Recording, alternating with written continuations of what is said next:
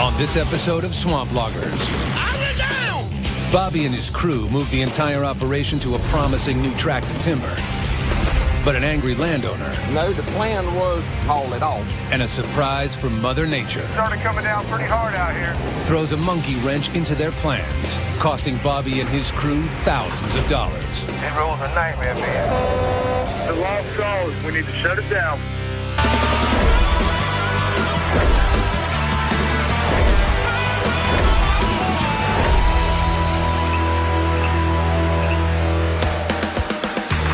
The crew of Goodson's all-terrain has a reputation for logging where others won't. All right, guys, let's go. Let's get the wood out of here. Hell yeah, boys. Who's next? The swamps of the Cape Fear River region of North Carolina are a brutal place to log. I ain't gonna make it out of this, man. And now, Bobby and his crew are facing the winter months when conditions in the swamp are at their worst. They ain't got much longer out there, do they? All they got left is that little patch right there behind the loader, isn't it? Goodson All-Terrain is winding down on the 100-acre Flowers tract and gearing up for a 20-mile company move to the new 250-acre Buckle tract. All right, let's hurry up. Get them loaded. Get them out of here. But before they can make the move, the crew must clear out the remaining timber from the Flowers tract and haul it off to the mills. Okay, let's check out. You're good to go. That's coming out. As the crew continues loading out the remaining wood, Bobby heads to the deck to welcome a new crew member.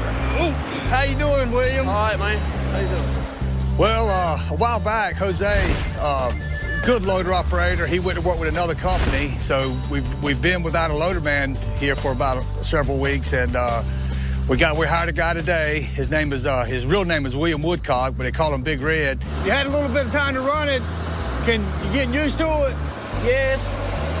It's slowly getting used to it. My name's William Woodcock. I've been in the logging industry since 1979. Drove a truck for about 10 or 12 years. Been running a loader, skidder, cutter ever since.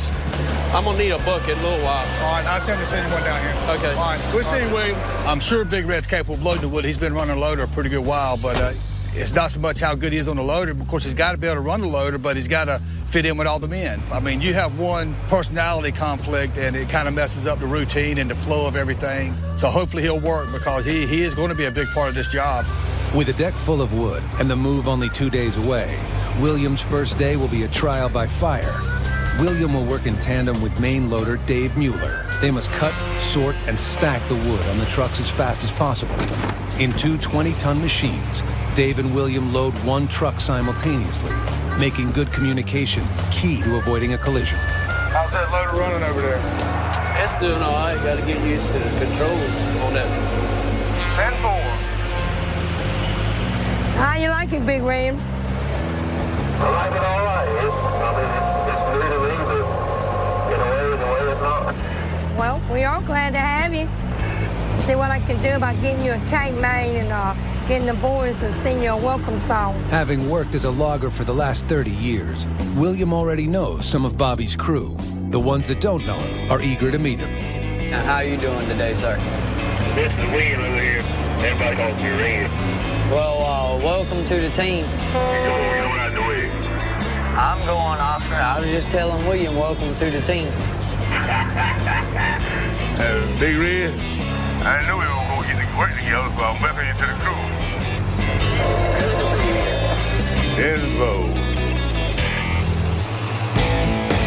20 miles away sits the Buckle tract. The next swamp Bobby and his crew will log.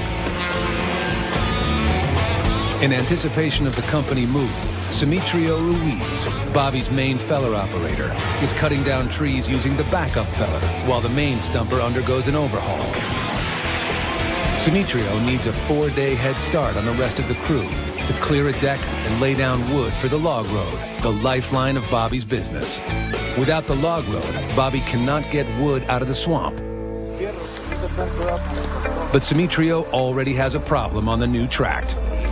I was set over there with a stump, and I reached over to cut this stump, and I hit a piece of steel now. After hitting a steel railroad tie, the backup feller is down.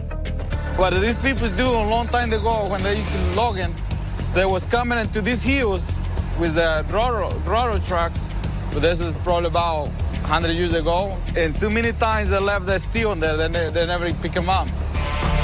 Back at the Flowers tract, 10-4, all right. Bobby learns that the backup feller has gone down and decides to accelerate the repairs to the main feller. The situation we're in right now, Smitra, he doesn't have but a day stumping on the track we're moving to, which we always try to have at least 4 days ahead. And here we have 1 day cutting. We're right up against the wall again. It seems like it never fails. All right, back it on in. As the crew at the Flowers tract stacks wood and removes the last of the loads, Corbett Timbers' John Deans and David Robinson stop by to check on progress. Just coming to check on you. See how Ready for the move. Bobby has a unique relationship with Corbett Timber.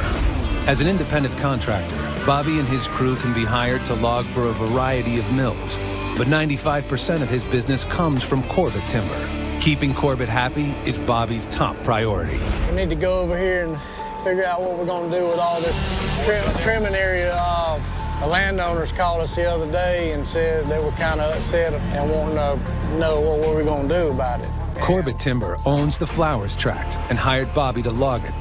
The owners of a neighboring property granted the loggers an easement, allowing Bobby to use their land to stage equipment and trim trees. But those landowners are unhappy with the scrap wood Bobby and his crew are leaving behind. Whenever we're loading pulpwood, the wood is crooked, and there'll be limbs on it because we don't have anybody in the woods limbing. Abraham cut the limbs off so it doesn't stick out into oncoming traffic lanes. So we end up with a big pile of wood, and apparently we had to get it cleaned up, and we didn't know till the last day. They understood it. They gave you permission to trim the trucks right there, but I don't think they understood what the volume was going to be. We got to get this stuff out of here. You want all that out? Yeah. Moving the wood is no small task. It will cost Bobby $2,500 in gas and labor. They said we could trim the trucks up right here. Now the guy come back, he says he wants to move all of that stuff. But, I mean, there's no problem moving it. Somebody's going to pay me to move it. If nobody's going to pay me to move it, it's going to sit right there. They tell us we can do it, and then they say we can't do it. Right. That's it. That's enough. We're a day or two left from finishing, and all of a sudden they come out here and say we got to do this, this, and this, which was not part of the plan. So I'm just going to do what I told them I would do, and I'm not going to worry about the rest. I mean, they can have a bunch of plans for me, but it's not my plans. I'm going to do what I told them I was going to do, and that's all I'm going to do. I'm going to try not to let what other people won't bother me.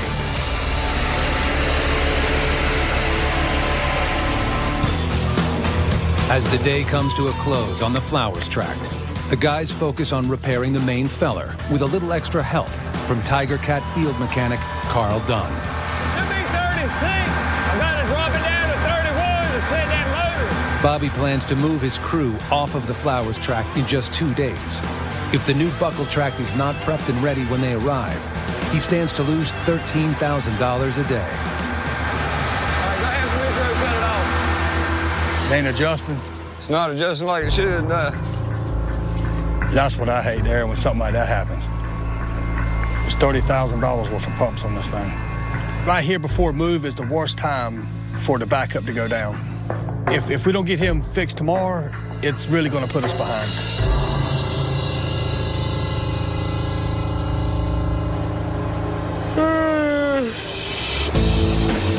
It's a new day, and Bobby has a plan to get Simitrio back to work on the feller. Tiger Cat field mechanic Carl Dunn arrived early this morning and replaced the pumps. Simitrio is back in action.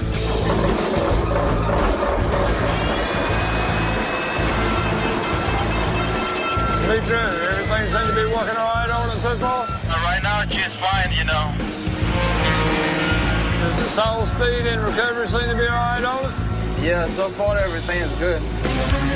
The feller is running well, but Simitrio is still a day behind. He needs to get back to the new buckle tract as soon as possible to prep for the crew's arrival. As Simitrio leaves, Bobby arrives on the deck to find some upset guests. The neighboring landowners are not happy about the scrap wood piles and have come down to confront Bobby. The landowners originally gave Bobby permission to leave the log trimmings on their property, but they now want all of the wood removed, a request that would cost Bobby thousands of dollars. Now, y'all want us to leave some of that wood there, don't you? No, the plan was we'd either put it over the hill Okay. or haul it off.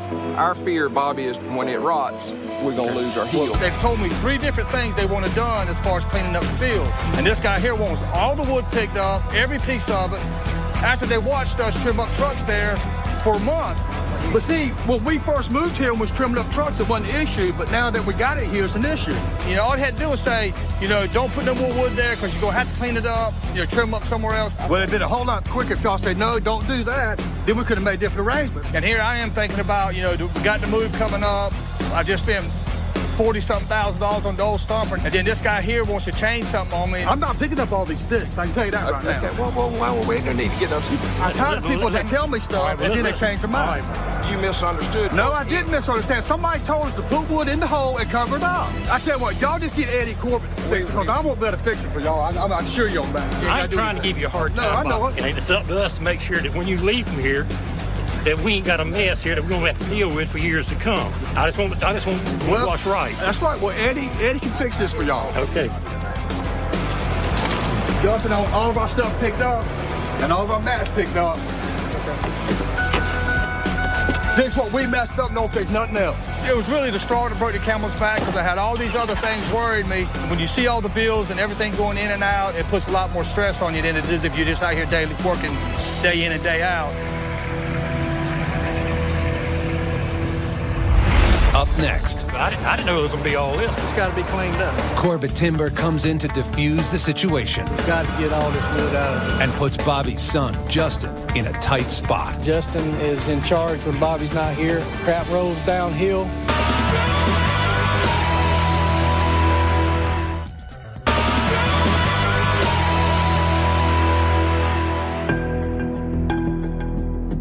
I'm not picking up all these sticks. Well, we don't need to get those. I'm tired of people that tell me stuff and then they change their mind. Bobby Goodson is trying to wrap up logging on the Flowers tract.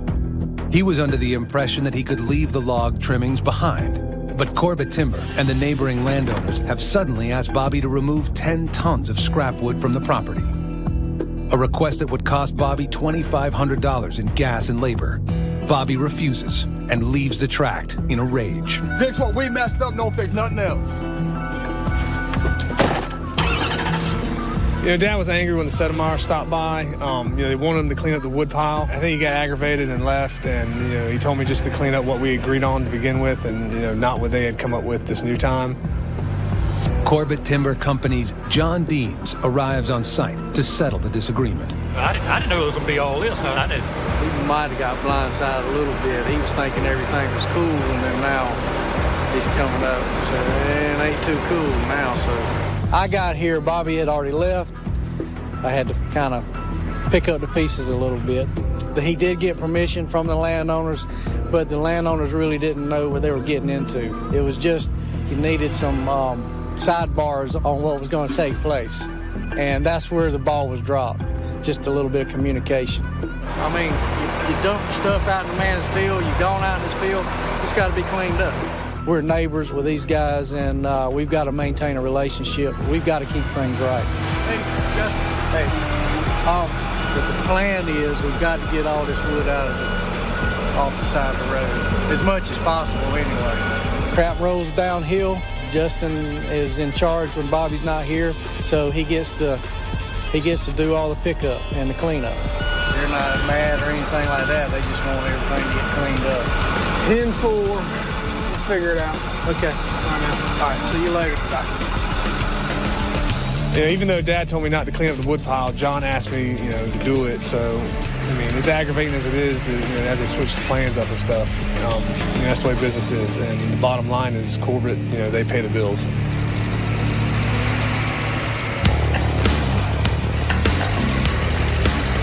With the landowner issues resolved and only a day left on the Flowers tract, the crew turns their attention back to the move. All right.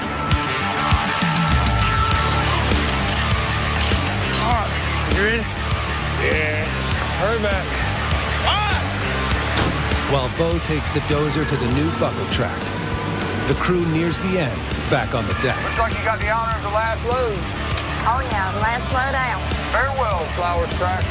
With the last of the wood being loaded, William preps his loader for the move to the new tract. William must drive the 20-ton loader onto the flatbed without tipping it over.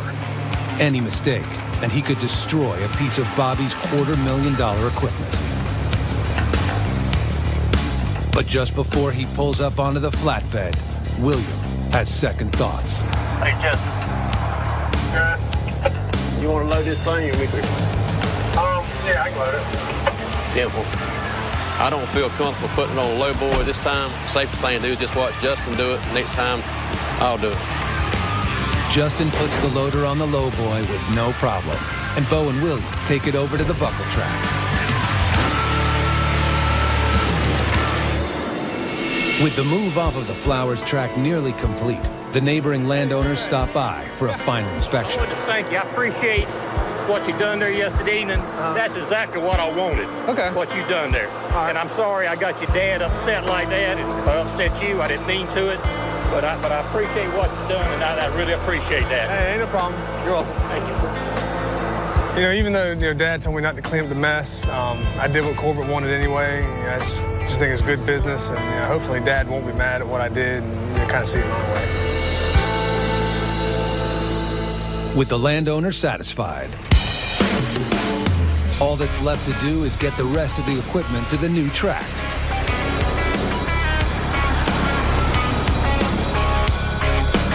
"24 hours after storming off, Bobby returns for a final inspection of the Flowers tract. How things going with you? I'm stressed out, man. That guy. That's all worried. Well, he keeps. It's like change orders. They tell me what to do, like I'm a little kid. They tell me what to do, then the next day they come out and tell me something else to do, and then come back and tell me something else to do. Well, you have too many sheets running around. Well, I almost gave him a change order, so I had to leave. But I'm all right. And I'm sure I overreacted, but I got so much on my mind, and that's where I'm glad Justin was there, because I was mad, and I was going to make enemies. I probably already made some. Justin, he disobeyed me and done what he was supposed to do, and he cleaned the field up, and thank God that he's more level-headed than I am, and he got the job done, and hopefully everybody's satisfied, and if we ever have to go back over there, maybe we'll be on good terms. Coming up. Scales check out. You're good to go. Bobby's hopes for a fresh start on a new tract We're supposed to have some bad weather. are dashed by a brutal winter blast. Started coming down pretty hard out here.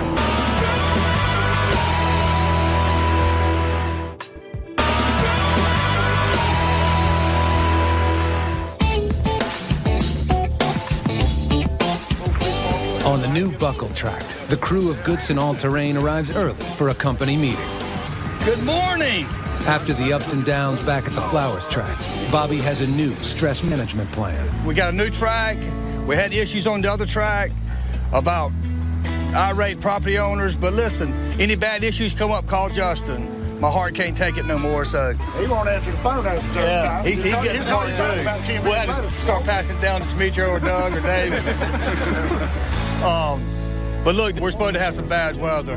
We need to haul sand all day today. Storms during the cold winter months are hazardous for Bobby and crew. The swamps are full of Cape Fear clay, and when mixed with rain, the logging roads can be dangerous, even impassable. Back tires going in the ditch.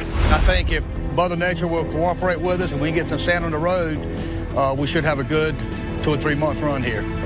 All right? All right, hit the woods running. I'll get out of the way. With wet weather in the forecast, Bobby's priority is to get sand down on the only road in and out of the buckle tract. Fill it up, Doug. At a nearby sand pit, Doug uses the backhoe to load sand into the back of EJ's truck. I'll be right back. Load 1 coming out. Sand is laid down to both soak up rainwater and prevent it from mixing with the clay soil.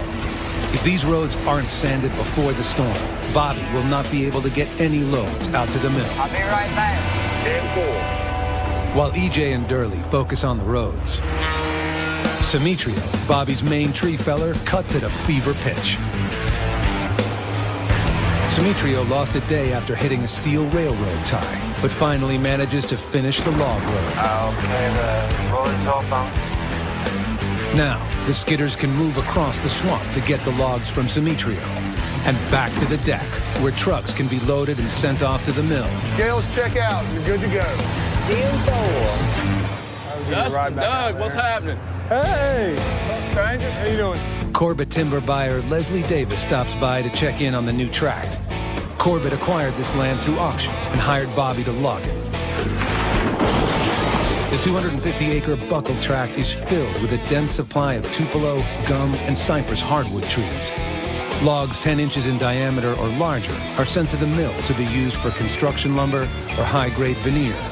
Any logs below 10 inches in diameter head to the pulp mill and are used to make paper. I hate to say it, but this is like a 3-month test for these guys. We bought this tract on bid sale, so it's very important to Corbett that we make sure that we get every dime, every board foot out of this. As day one on the buckled tract comes to a close, Bobby checks in with Dave on the load count for the week. How'd y'all do? We got 88 this week. Not too bad, but... Yeah. The crew hauled 88 loads off of the flowers and buckled tracts this week, well short of Bobby's 100-load goal. But after the recent problems, Bobby is content. He sets his sights on a bigger load count next week. They're getting closer with the sand. Hopefully they'll get them down here a little bit closer before we knock off, but we need to put some sand right through here. If that road messes up, we ain't got nowhere to jump to. Right. I'm glad to get off that other track. Man, you and me both. But over here, I know we're in familiar territory now, and I know we got good wood. We'll be sitting here a while. Yeah. And I can trim the trucks up where I want to. Yeah, exactly. All right, let's get out of here. All right, man.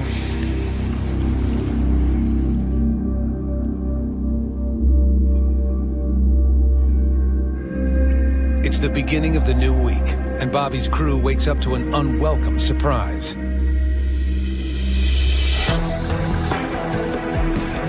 Instead of rain, a freak snowstorm has hit the North Carolina coast, bringing rare blizzard conditions and dumping over 6 inches of snow.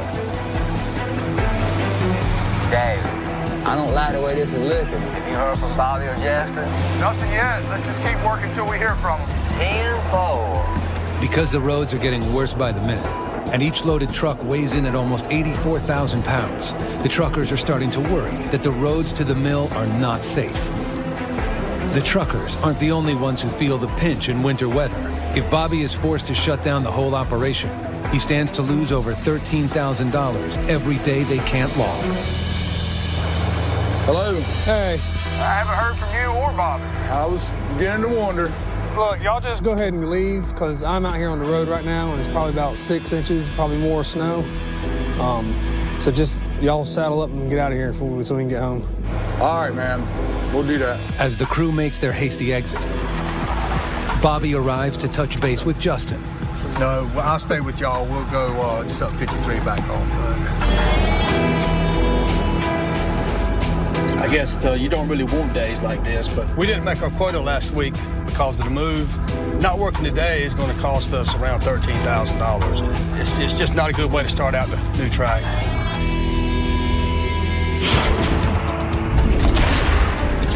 On Christmas Day, 1989, Corbett Timber was shut down after 18 inches of snow. For the first time ever, snow shut down the mills and all logging operations for a week. In 2011, a week-long shutdown would cost Corbett Timber $100,000.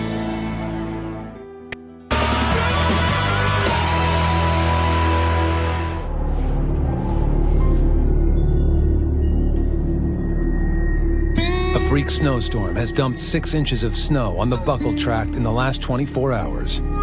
The crew of Goodson Logging is forced to take the day off. 75 miles away, at the Goodson's home, Bobby monitors the storm. This freak snowstorm is costing me a lot of money. Every day that the trucks aren't rolling, it costs me $13,000 a day. I got to get those trucks in there as soon as possible. I just called Bo and have him run up there and check the swamp road. Well, I just hope he reports back that the roads will be drivable tomorrow. 10 miles from the buckled tract, Bo is at home getting ready to head to the swamp to check on the road for Bobby. But not without having a little fun first. Friends and all, and me and the youngest over there having a snowball fight. I mean, it's nice. The youngest has been out of school, so I've been able to spend time with them today. Hi. But still, we don't get paid for snowy days, so, you know, still got bills to pay. So Got to get back at it as quick as we can. What's up, man? Not much. Can I see what you're up to? Not much. Hanging out here with the youngest. Talk about riding over to the woods. See what was going on there? Bobby called this morning. We decided we'd ride over to the woods, see how bad the snow was. All right, baby. Let's get him in the truck. All right, let's do it. All right, who's going? What you think? Well, we're going to be able to work it tomorrow. I don't know, John. Well, we're fixing to find out. Well, I know down. Watch out for the man in the beetle bug. I know, right? That was a super beetle. I'm telling you, man, this is what's called crazy. It's still a lot on this road. It is. See, this ain't even safe here. It's not froze, but it's slushy. In my opinion, it's a little bit too dangerous. I don't care to drive in that. Need to work, but I don't want to get out here and take a chance and killing myself or killing somebody else or get banged with us. No, I don't need it. My nerves ain't good for this. Well, I'll call Bobby. We'll see what see what they say. Joy and Bo turn off the main road into the swamp to evaluate the condition of the road. What you think? This road is just, I know it's gonna be slick from here on to the deck where they ain't got that sand down. Why don't you call Bobby and see what he says about tomorrow, so we'll know if I can sleep in the morning. Hey, did you get a chance to go by there? Me and Joy can stand over here right now. It's got some snow on this road. It's not melting out too quick. Yeah. And the dirt road going in the woods. It's not passable for two trucks at all. It's not passable? No. Well, y'all just keep the phones with you tomorrow. As soon as we get over there and see if we think we can get something out. We'll call y'all, okay? Okay, buddy. All right, man. We'll see you, bud. All right, buddy. Bye-bye. Bye. The report I got from Bo and Joy is the roads are not passable, so they're probably not going to come in tomorrow. While I try to get these roads up and running, I'm probably going to have the other guys come in, but I know tomorrow is going to be all about getting the roads fixed so we can get the trucks out. It's going to be a battle, and we're going to fight. You know, we got to start somewhere, and if I wait for Mother Nature to take care of it, it's liable to be 2 or 3 weeks from now.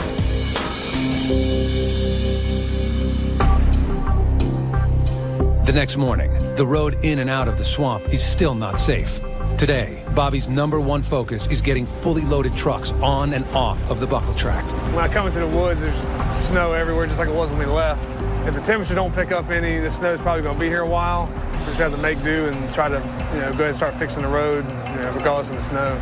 I was talking to Dad earlier. He said maybe I can get on the grader and just scrape the snow off and just let Doug and EJ haul some sand and just start sanding it.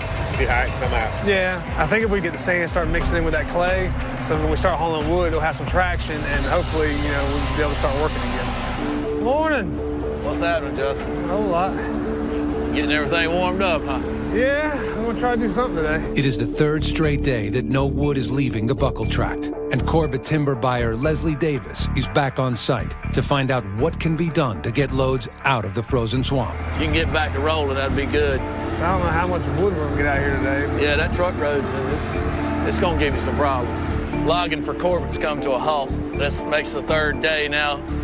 Still gonna be a struggle, though. These guys has got some serious problems on the road here. And we need you getting as much of that wood out today as you can. Well, let me get this road scraped, start hauling some sand, so maybe we can get some wood out this afternoon. I hope so, man. Need all I can get. Every day that loggers aren't working, every day that somebody's not producing, it slows down the bottom line. All right, I'll see you. While Justin focuses on getting the road passable, Demetrio warms up his stumper. He is worried that 24 hours of sitting in the frozen swamp will affect the performance of his machine. I got it warming out real good because the cheese don't quit. And now, when I go over there and when I try to grab the tree falls on top of me. So I got it warming out and make sure the cheese is working normal. When he feels the stumper is warmed up, Demetrio heads out to the swamp. But within seconds, a 2,000-pound tree crashes down on his cab. It was frozen this morning, so my grandpa didn't hold it real good, and I heard a loud noise on top of my tractor, and it was very scary, and I got to be more careful. After the scare, Demetrio doesn't take any chances and warms up the stumper even more. When he feels it's safe, he begins to cut. This time, the grapple's hydraulics hold. Soon, the stumper is performing like its old self, allowing Sumitrio to drop trees in no time.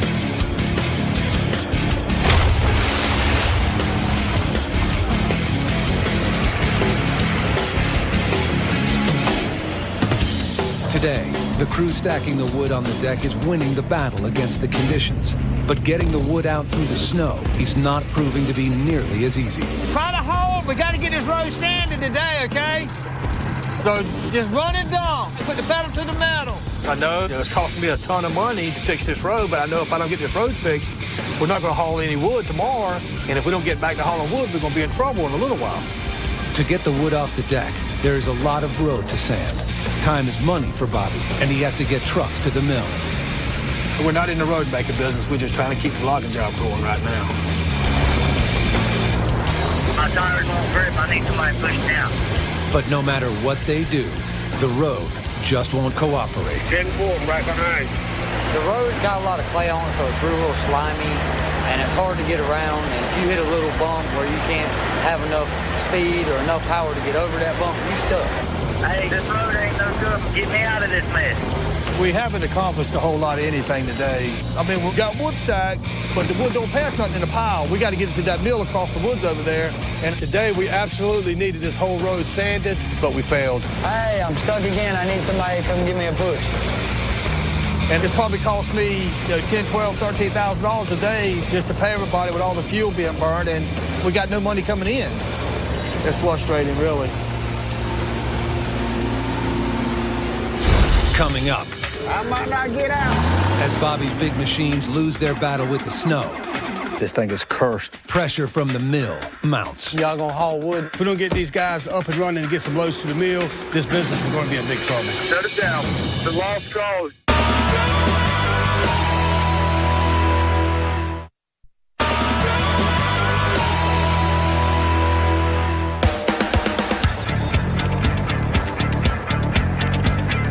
The next morning on the buckle tract, the truckers arrive, hopeful that the sand that was laid down will make the road passable. I wonder how this road's gonna hold up today.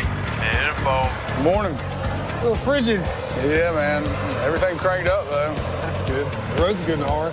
Yeah. If we get maybe a load of sand down here, by the end of the day, we should be set. Trucks, they've had a terrible week just like we have. If we don't work, they don't work. So hopefully we can get the road squared away so they can haul some wood and keep them running. Let's go. We only have a few hours left. Here's the road. There's a trim up coming out. Overnight temperatures have frozen the road solid. Some of the early trucks are able to haul loads out of the swamp.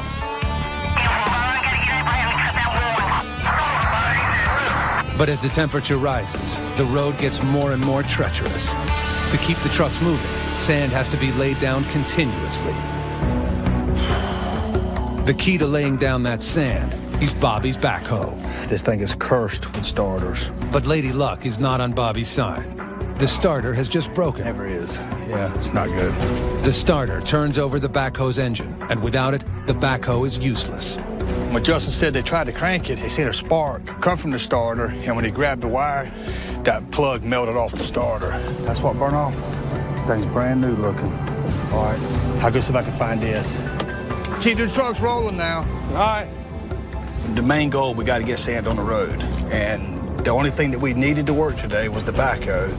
And it's the very thing that wouldn't start this morning. It's just Murphy's Law again. Bites us in the butt.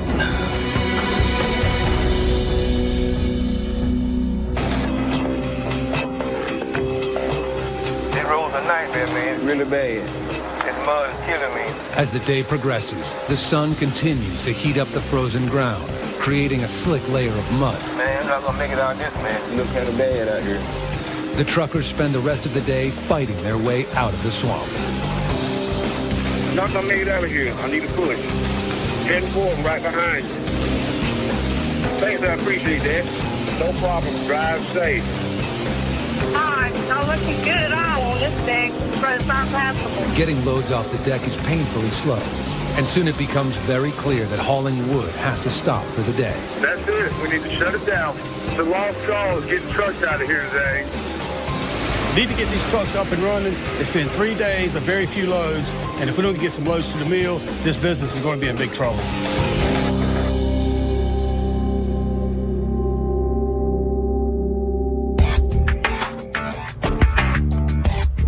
The next morning, the crew arrives an hour early to make the most of the frozen road. This week's impassable road and lost loads have cost Bobby over $40,000. The crew hopes to bounce back on the last day of the week. I came in early. Let's get them loaders ready to work. Oh, y'all speed up some of that truck up. All right, back it on in.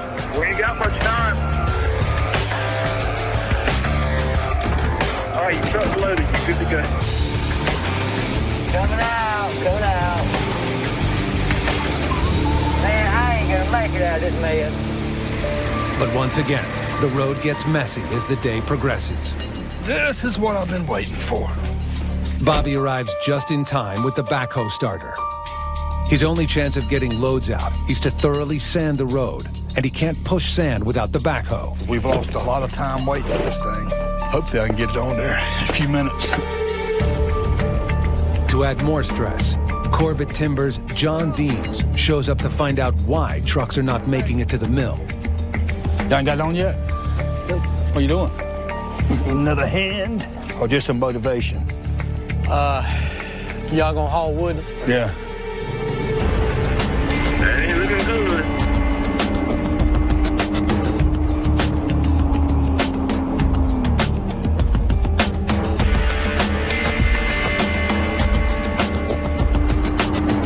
I might not get out.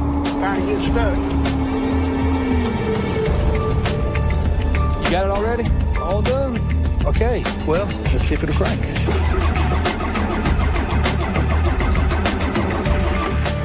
Sounds a little weak.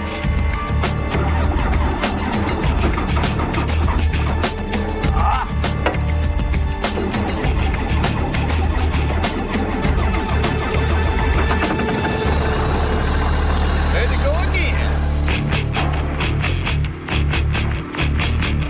With the backhoe up and running, the road finally gets the sand it needs. Let's go. We gotta get 20 loads today. Hurry up. Trucks are back hauling loads to the mill. Yeah, it's my first load today. Gotta get going. Well, it's going time things start picking up around here. I can't believe it's the same road from yesterday. Here's Dave. Hello? What's going on? How'd y'all do? We wound up with 14 today. But even though they're getting wood off of the deck, Bobby has had one of the worst weeks in Goodson logging history. He has no choice but to ask his workers to come in on a Saturday. And we can try to make up for Monday and Tuesday. All right, man. Bye. You know, it's a tough call asking the guys to come in on Saturday, but this has been one of the worst weeks I can remember. The only way we can come close to breaking even is if the guys get 20 loads tomorrow. If we don't get 20 loads tomorrow, I'm screwed. Coming up next, Get him in and get him out, okay? 10-4. Bobby's Saturday crew sets an ambitious goal to make up for the bad week and won't let anything slow them down. Hey, dude, you sure that thing ain't on fire? It's got to get better.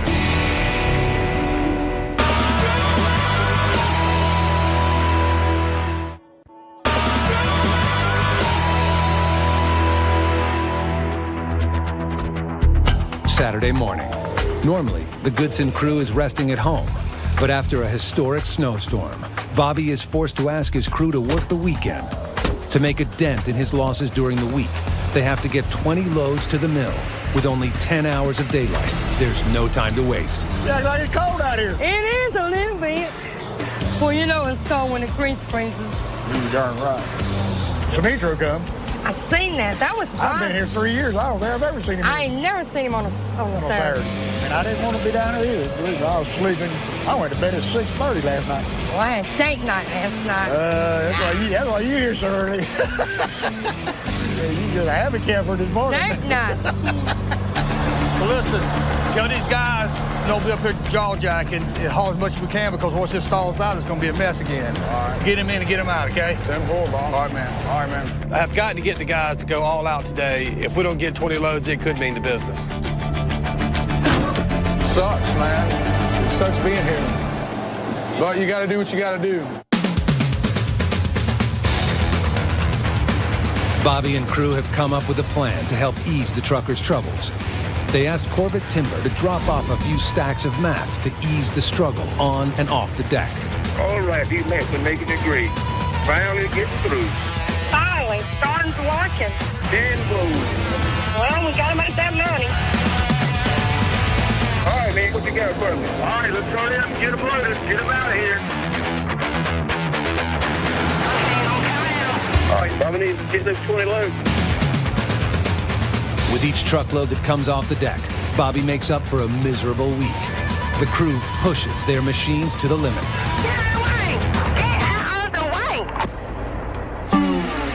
But Durley may have pushed his skidder a bit too hard.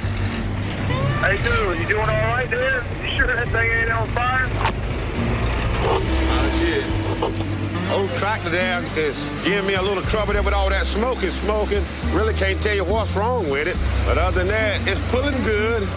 Just smoking like the devil. All right, well, be careful out there. Durley is a better man than I am because that tractor he's driving looks like it's on fire. It's smoking so much. I think I would have parked it a long time ago. But I guess he's a contender. I'm not. I bet he didn't smoke many cigarettes. No, he's saving some money now. He didn't got nobody cigarettes.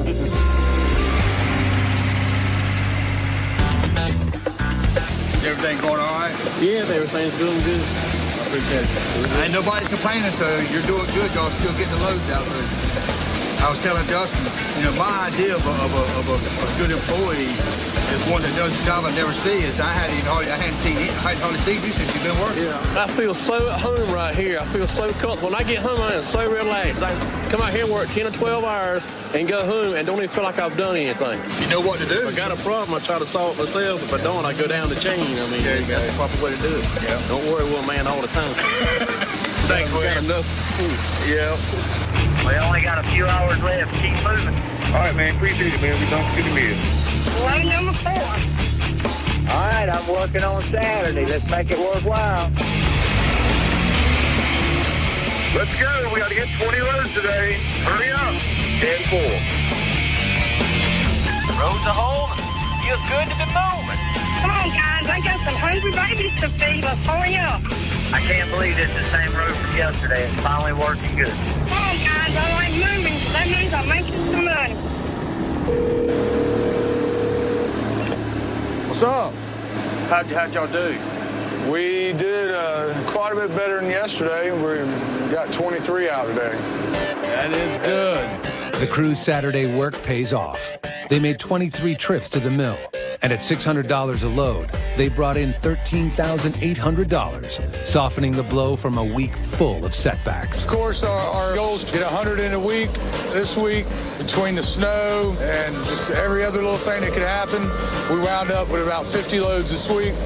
Not a good week, but maybe next week get a good start, and hopefully I'll be cooking for us next week. We'll see y'all. Thanks y'all for coming out here today. Monday morning, bright and early. It's got to get better.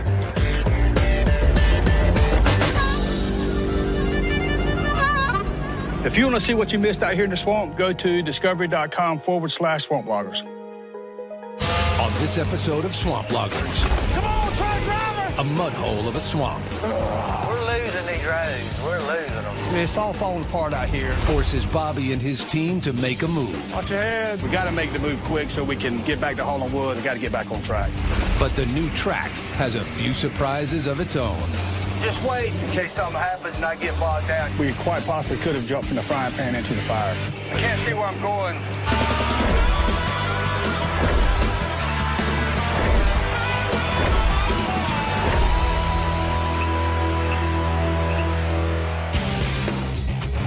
Bobby Goodson and his crew of all-terrain loggers are in a battle with the cold, wet swamps of North Carolina. A week ago, an unexpected snowstorm dumped 6 inches of snow on the swamp, shutting down all logging. Not working today is going to cost us around $13,000. The crew has been fighting an uphill battle ever since. If we don't get some loads to the mill, this business is going to be in big trouble.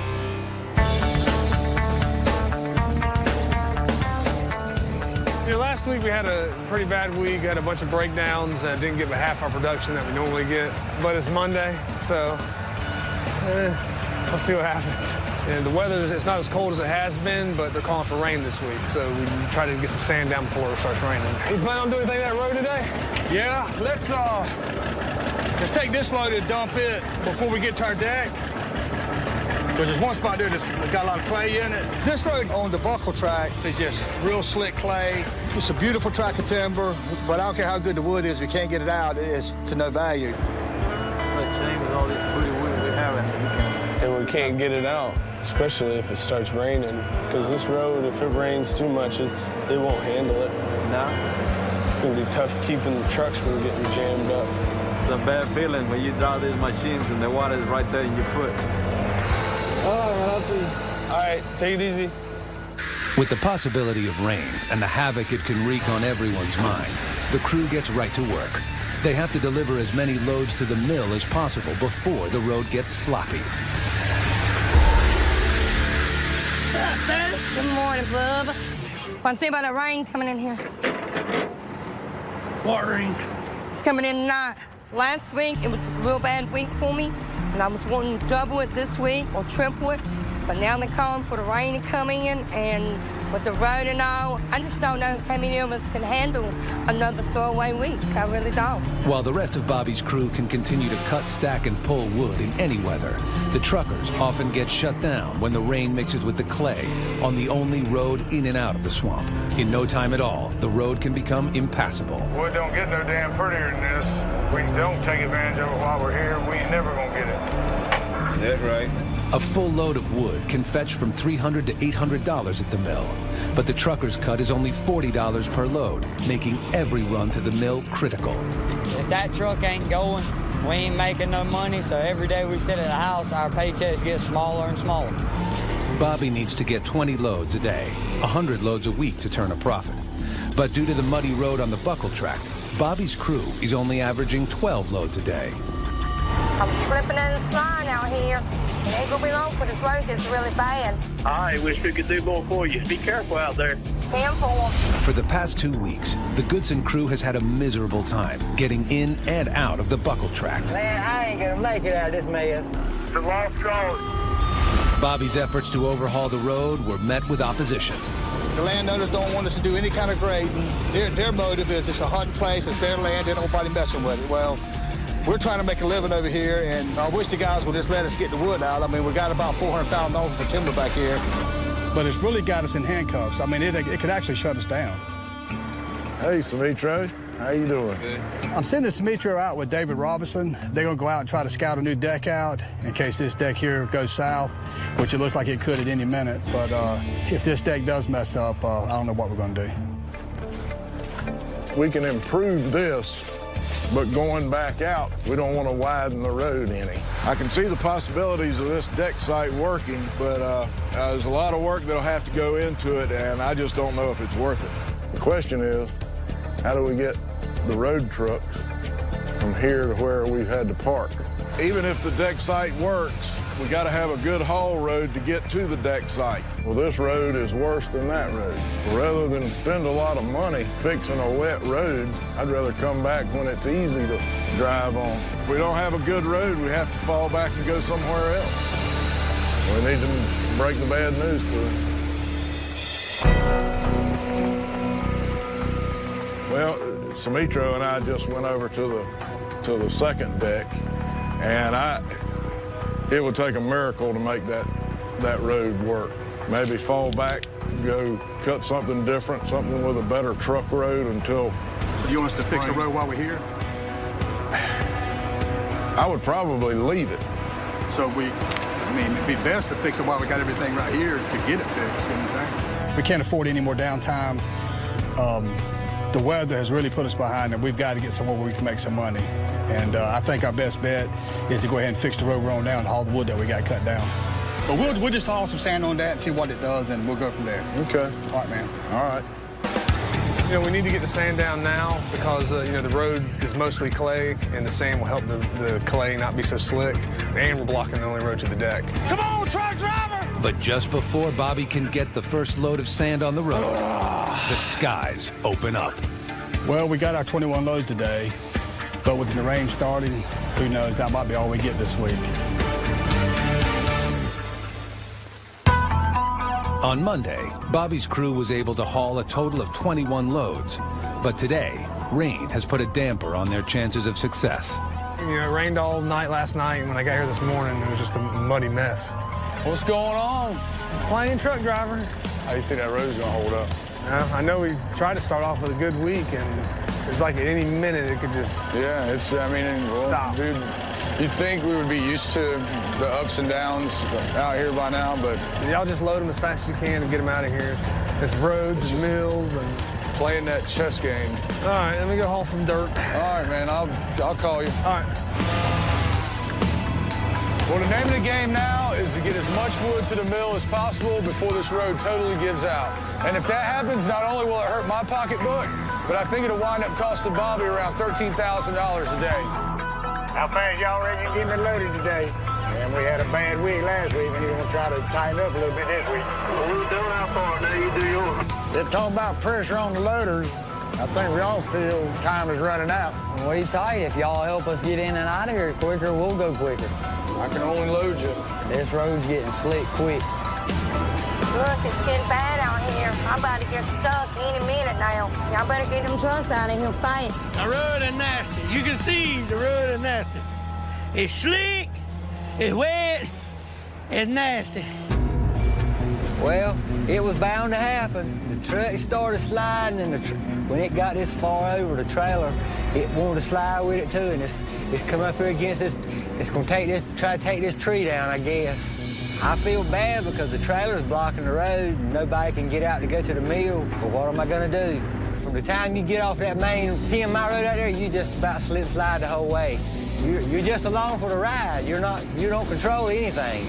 We're losing these roads. We're losing them. 6 hours into their 9-hour day, Bobby's crew has only hauled out 10 loads of timber.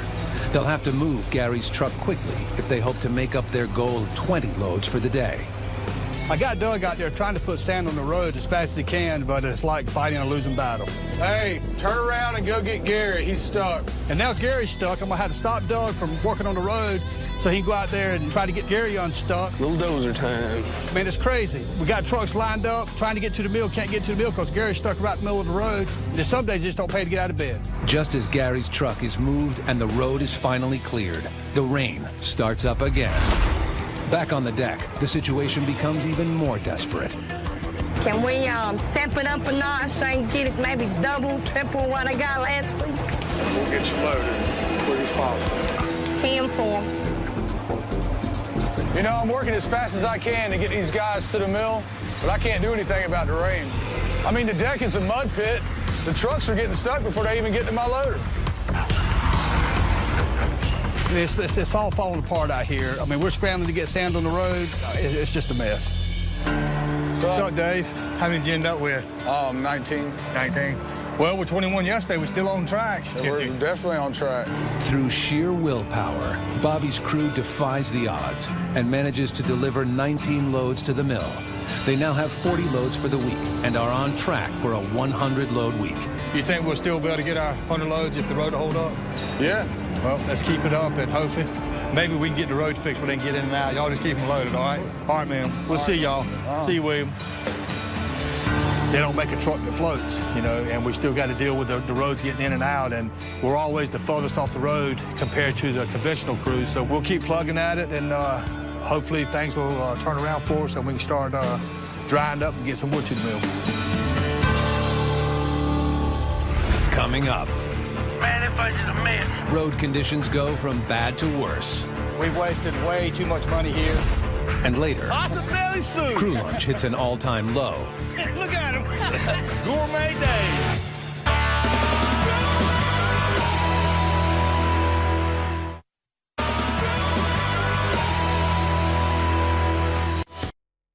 Out on the buckle tract, wet weather continues to work against the crew of Goodson's all-terrain.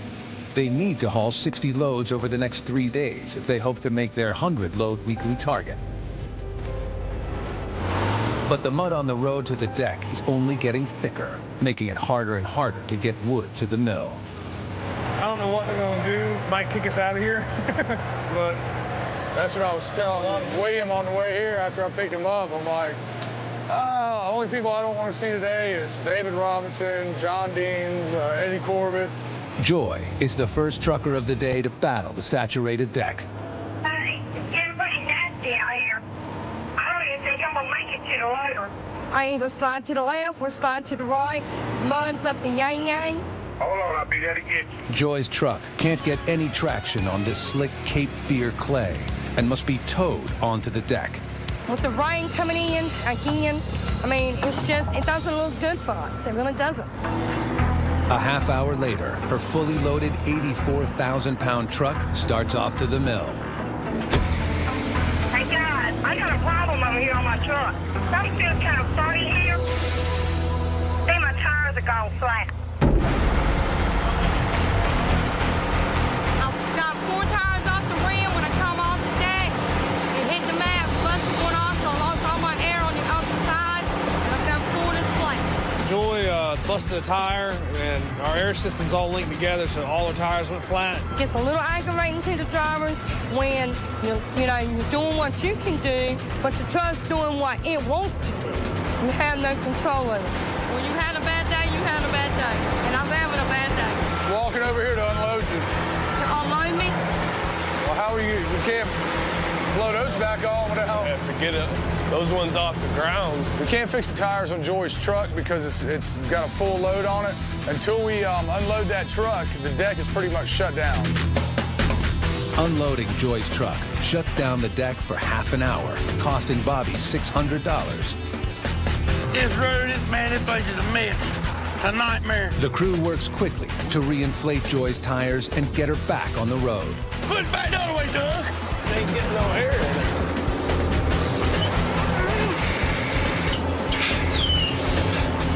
But their efforts fall short.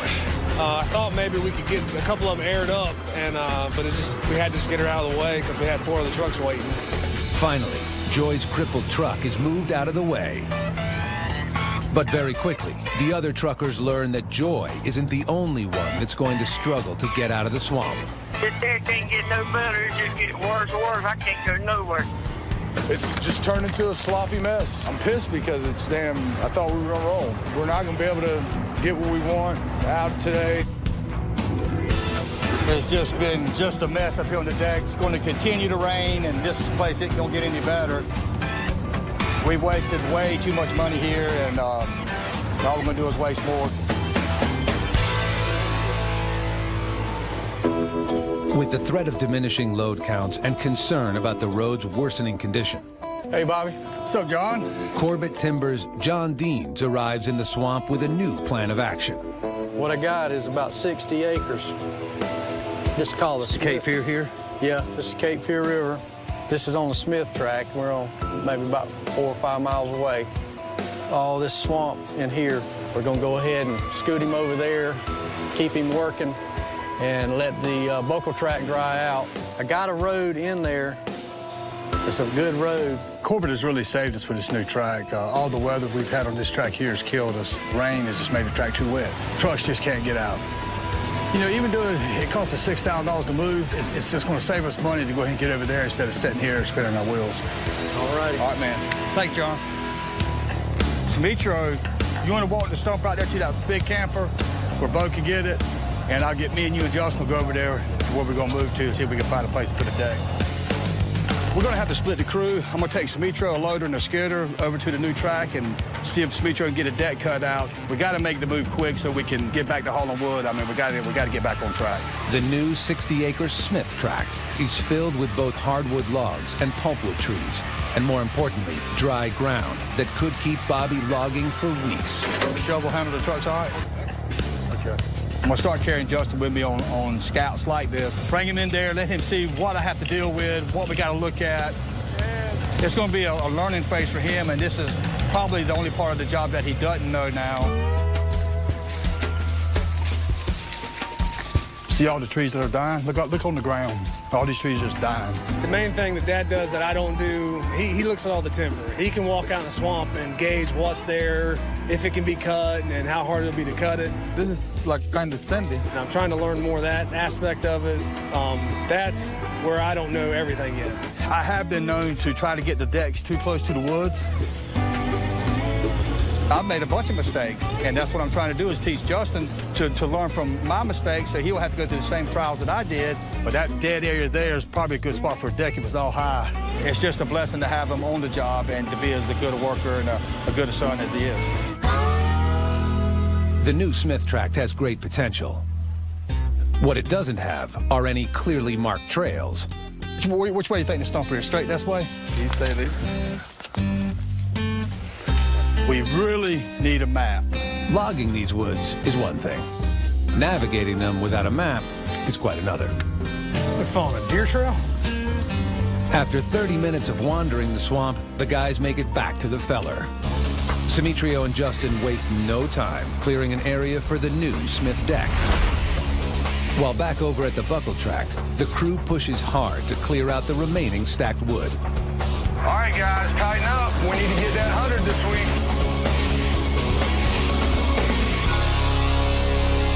At the end of the day, Bobby checks in with Dave.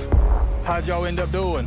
Oh, I didn't get but 14 today, but that's about 10 more than it looked like we were getting the way this morning started off. We'll figure it out where we can keep at least one loader over there to get rid of some of that wood. 10-4, Bobby. See you in the morning.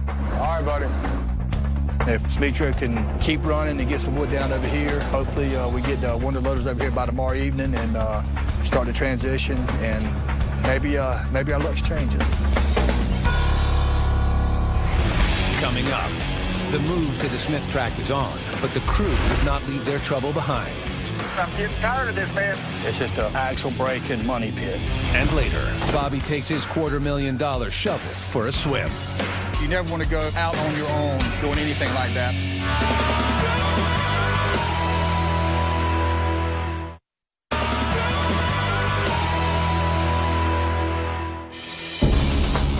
Okay, I'm coming up. Let me know how I'm doing. After a 3-day load count of just 54 at the muddy buckle tract, the swamp loggers moved their operation over to the new Smith tract. I don't know if I can make it through the later. But just finishing up the last few loads on the buckle tract is proving to be difficult. Joey, just take it nice and slow. Careful. Bobby's crew needs to push through the sludge to get the last of the stacked wood to the mill. To make their goal of 100 loads, they've got just 2 days to haul 46 loads. Yesterday was a crisis for me. I was from one ditch to the other ditch. It was just a little aggravating, but so to sitting at home. All right, that's it. The road's actually drying up a little bit. The wind keeps blowing sunshine. It may dry up enough that they can get the wood we got piled up out of there. 8 miles away at the new Smith tract, the skidder has arrived and is ready for action. I reckon we'll get a loader next. That works for me. Justin and crew prep the deck for the arrival of the first loader. How's that look like? It's good to me. I'm guessing like the front of the trucks might be right here in between the dozer and the tractor. And then, so you look on this side, I think we can clean that spot, and then the trucks can go right there, and Abraham can limit in there. With the mills hungry for wood, Corbett Timber's John Deans arrives to check on progress. Was that hill too sandy? Immediately, John has a concern with the location the crew has selected for the deck. This was a straight shot through that road. It wasn't what we talked about the other day when we came in here. We just talked about coming down that ridge. The original plan was to set up further down the block on a sand hill. But me and Dad decided that the road had too many tight curves, and we didn't want to cause any more problems for the trucks. The solution was just to set up further down and make a straight shot out to the road. It'd be a lot less turning. Because over on the top of the little hill is just sand. Yeah. We said we're going to have a hard time in there. The access road to get to the timber is not at all where we had talked about coming in. You know, we give Bobby the flexibility to do that. He made the decision. I wasn't here. The question I have is, there is politics in logging, and you don't want to rub Corbett the wrong way. And this side is wet. Yeah. And this over here is a hill, so we thought... We explained the situation to John, and he came around to our way of thinking. This will probably hold up better than the sand will. The sand, yeah, that's what we thought, too. Actually, it's going to be a better road to get into the timber. It's just a little surprising. This is the kind of thing Dad normally takes care of, so I was kind of relieved, when he showed up. I was wondering why you didn't go down what we talked about. He's trying to go straight. The way it looks, this is going to be a better road. I don't think John has too much to worry about. We got Williams' loader on the way over here. Potentially by this afternoon, we could be loading trucks off this deck. We've had 2 weeks bad, back to back. So we got to get on the roll and try to start catching up again. Truck's coming in, truck's coming in. But just a mile from the Smith deck, the first truck is in trouble. I'll get in there and turn around, and you can get me back through here. The lowboy carrying Williams' 20-ton loader has sunk 10 inches into the soft sand that covers most of the 5-mile access road. And just behind it, the truck carrying the sawbucks is also stuck. I got no tract whatsoever. Yeah, we just came from a pure mud hole to a pure sand pit. I believe the sand pit's going to be a little worse than the mud hole was. We got a road that we thought was going to hold together, but just bringing in the cutting machine and one shovel, it's gone to pieces. This is crazy. Here we are on the new track, and instead of the tractors pulling wood, they're out there on the road trying to run a towing service to get the trucks in and out. You know, it's making me nervous. I'm wondering if we made the right decision to move over here. We quite possibly could have jumped from the frying pan into the fire. But once again, John has a plan B. Let me go see if I can get in touch with Sam. We have another way to get in and out, but we have to get permission from the adjoining landowner. A second, much shorter half-mile access road leads into the backside of the Smith tract and is made of hard sand that they hope will better support heavy loads. John's going to try to work that out so we can go out the back way, which would be a tremendous help. Dave doesn't expect to get more than 13 loads out of Buffalo today. There's no way we'll make 100 loads for the week now. These numbers just ain't going to cut it for long. I'm ready for something to start breaking our way.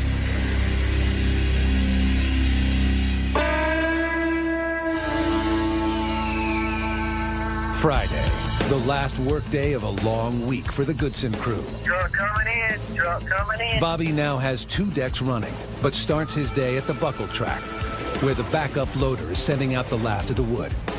Just got 2 or 3 more loads of logs to load up. We're going to try to get them out of here before the rain comes in.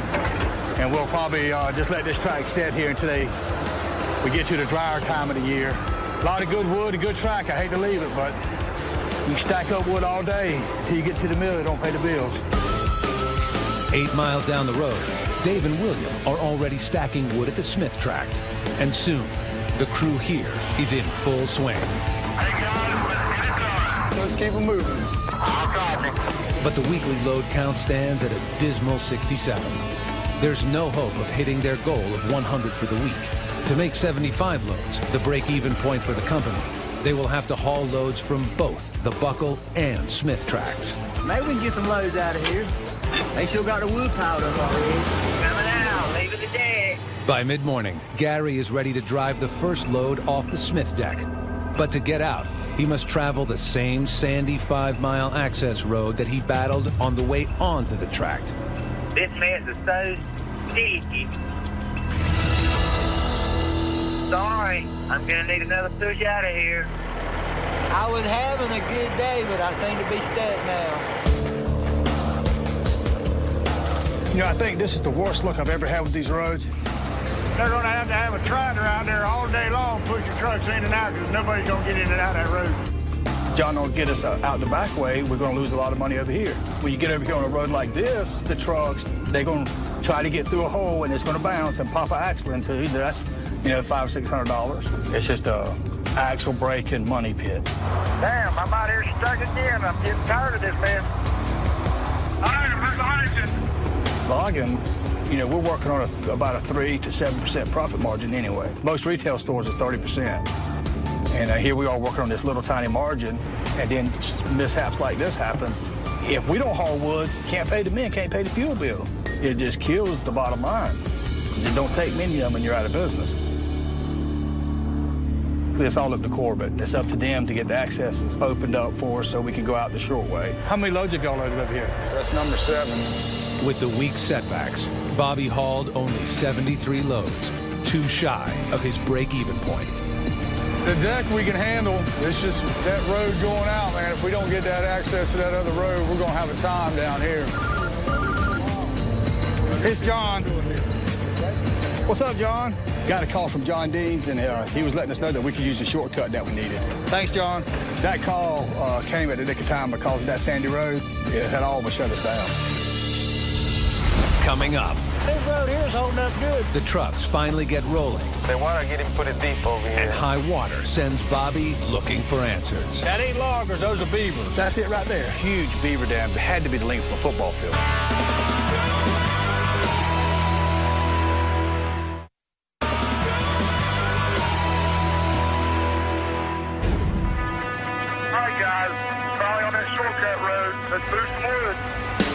The swamp loggers are finally settling in at the new Smith tract and hoping to put their road problems behind them. There's another access road we come in off of the north end, ain't but a half a mile coming that way a while ago. It'd be a pretty nice way to go in and out.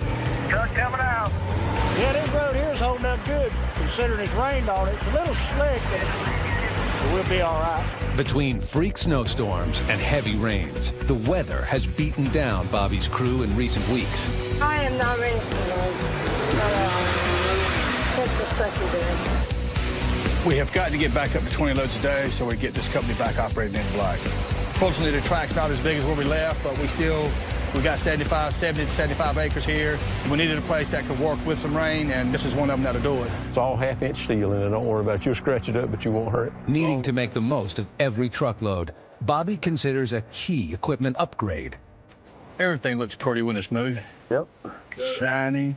All right, Ken, I'm having back on up right here. Today, we're going to try out some new state-of-the-art platform scales. The ones we've been using are about 20 years old, and they're pretty trash. They're looking fancy now, like that. The economy still ain't good. We got to try to save everything we can, so we're trying to get accurate as we can on weight. All right, let's see what these scales are reading. Each of Bobby's fully loaded trucks must weigh no more than 84,000 pounds to drive legally on public roads. An overloaded truck can result in a costly ticket. But an underloaded trailer means less money for the loggers per haul. The closer we get to what we're allowed to haul, the more money we can make, and the less tickets we'll get. That's all I want to do. Hey, Ken. Hey, folks. You get it set up? Yes, sir. Ken made a new style scale. It's a lot smaller. He said they're a lot more accurate, and that's really what we're after right now. The more accurate we can be here, the safer we'll be out there on the highway. Well, you get paid by the pound. The bottom line, it all comes back to money. And you don't get paid until it gets in the wheel, do you? That's right. All right, you're good. Get on out of here. That last road, what did it weigh? We totaled out at 83,750. Perfect where we want it. All right, Ken. Thank you, sir. Good cut. These scales right here is about 15,000, but it's a bargain because if we're maximizing every load, we don't have any light loads. That's where most money's lost. They make us money every day that they're working. All right, that's the last of the weight ticket. I'm tired of supporting DMV here now. Bobby's trucks are rolling. But out in the swamp, Simitrio's day is off to a rocky start. The water getting pretty deep over here. I'm afraid they're going to get it stuck. Yeah, the shovel's in pretty deep, too. I don't like the looks of that. Swamp loggers battle water on a daily basis. But when the water levels get too high, the machinery is in jeopardy. I'm kind of concerned because when it's that deep, the water reaches the motor and get in the motor and shut the motor off, and that's it. Anytime the water gets high, it could shut us down. If the water backs up to the roadbed, the trucks can't run. If the skidder operators can't see the shovel road, they could easily slip off the road and we could lose the whole tractor. Last winter, Bobby almost lost his $250,000 shovel twice when the 37-ton machine slipped into a flooded swamp. High water's bad news. At least this time, I think I've got an idea of what's going on. A couple of men come by the job the other day that's hunted this place and lived here a long time, and they mentioned to me that there's beaver dams out there. Hey, Bobby. What's up, John? You were mentioning a beaver dam. News of a beaver dam quickly brings Corbett Forester John Deans to the deck. They were telling me somewhere over in here there's a beaver dam. Okay, let's go see if we can find it. Beaver dams cost Corbett Timber thousands of dollars in lost revenue every year. The deep pools of water beaver dams create not only drown mature trees, they also prevent new trees from growing. Look at the beavers. Yeah. That ain't loggers, those are beavers. Being a forester, I spend a lot of time trying to control the beavers. I can grow timber in a swamp, but I can't grow timber in a lake. Swamps need to dry out at least a couple months out of the year. So I have to keep the water out just long enough for these hardwoods to get reestablished and start growing. The water on this road's getting pretty deep. I bet we're close. Hang on.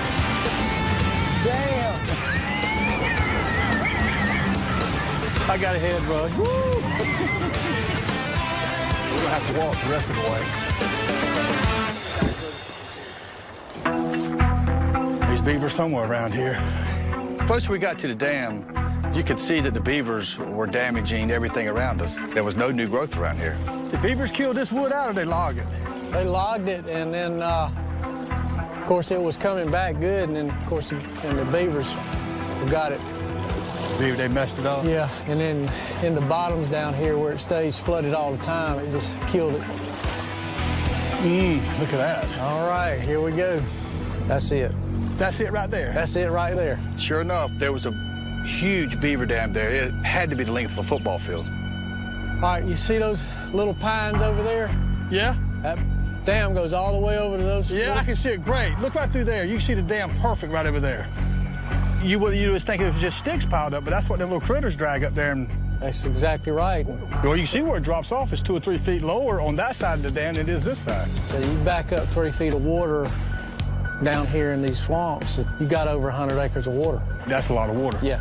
Where that dam is and the way it's backing that water up, it affects the adjacent landowner, the tract we're on, and then the next landowner. So it's affecting a lot of people. And the simple cure, we got to get a tractor over here and tear it out. We don't want to get rid of the beavers, but we don't want them just to build lakes everywhere. Yeah. Well, it's too late today, but I'll see if I can't get something over here tomorrow, and we'll get this thing tore out. Okay. I fought Mother Nature, wind, rain, and snow, and landowners, and I'm not about to let these rodents run me off. I'm sure Smitro will be tickled to death when we can get this water flowing again. Yep. All right, let's get out of here now.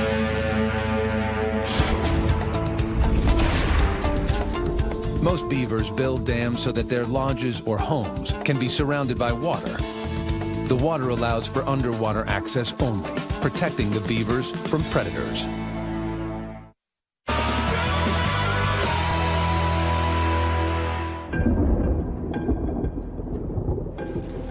The weatherman, he nailed it this time. It's supposed to rain for a couple of days, and so far it has. And the water's trapped in here because of the beavers, and it can't get out to the river where it wants to go.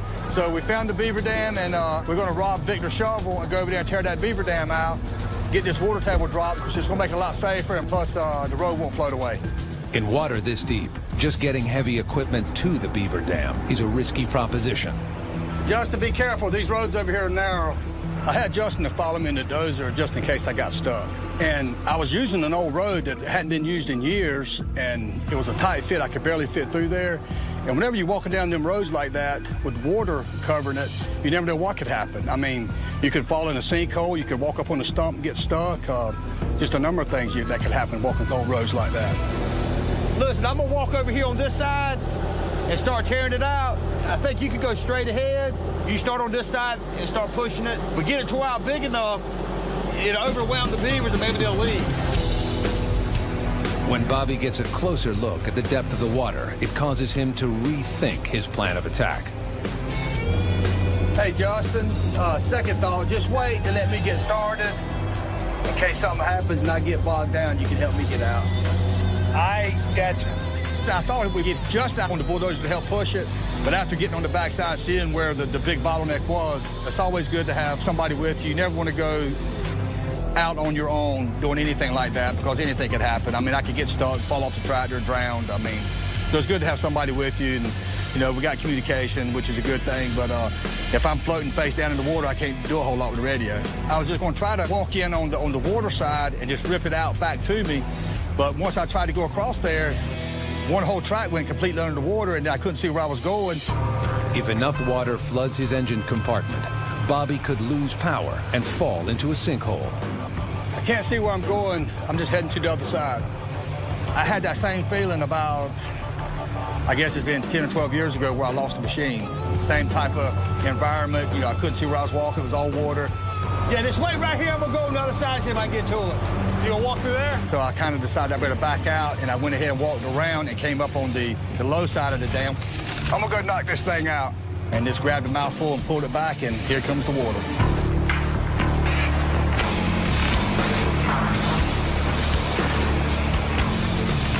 And you could see the different height in the water level. I knew once we tore it out, it was gonna be a deluge coming through there.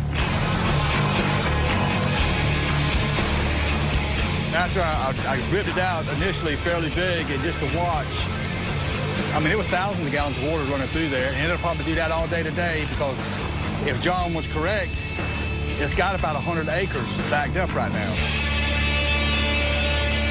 You know, this water will probably run like this all day today. I might just go ahead and tear it in two in several places. I might try to get over there if I can.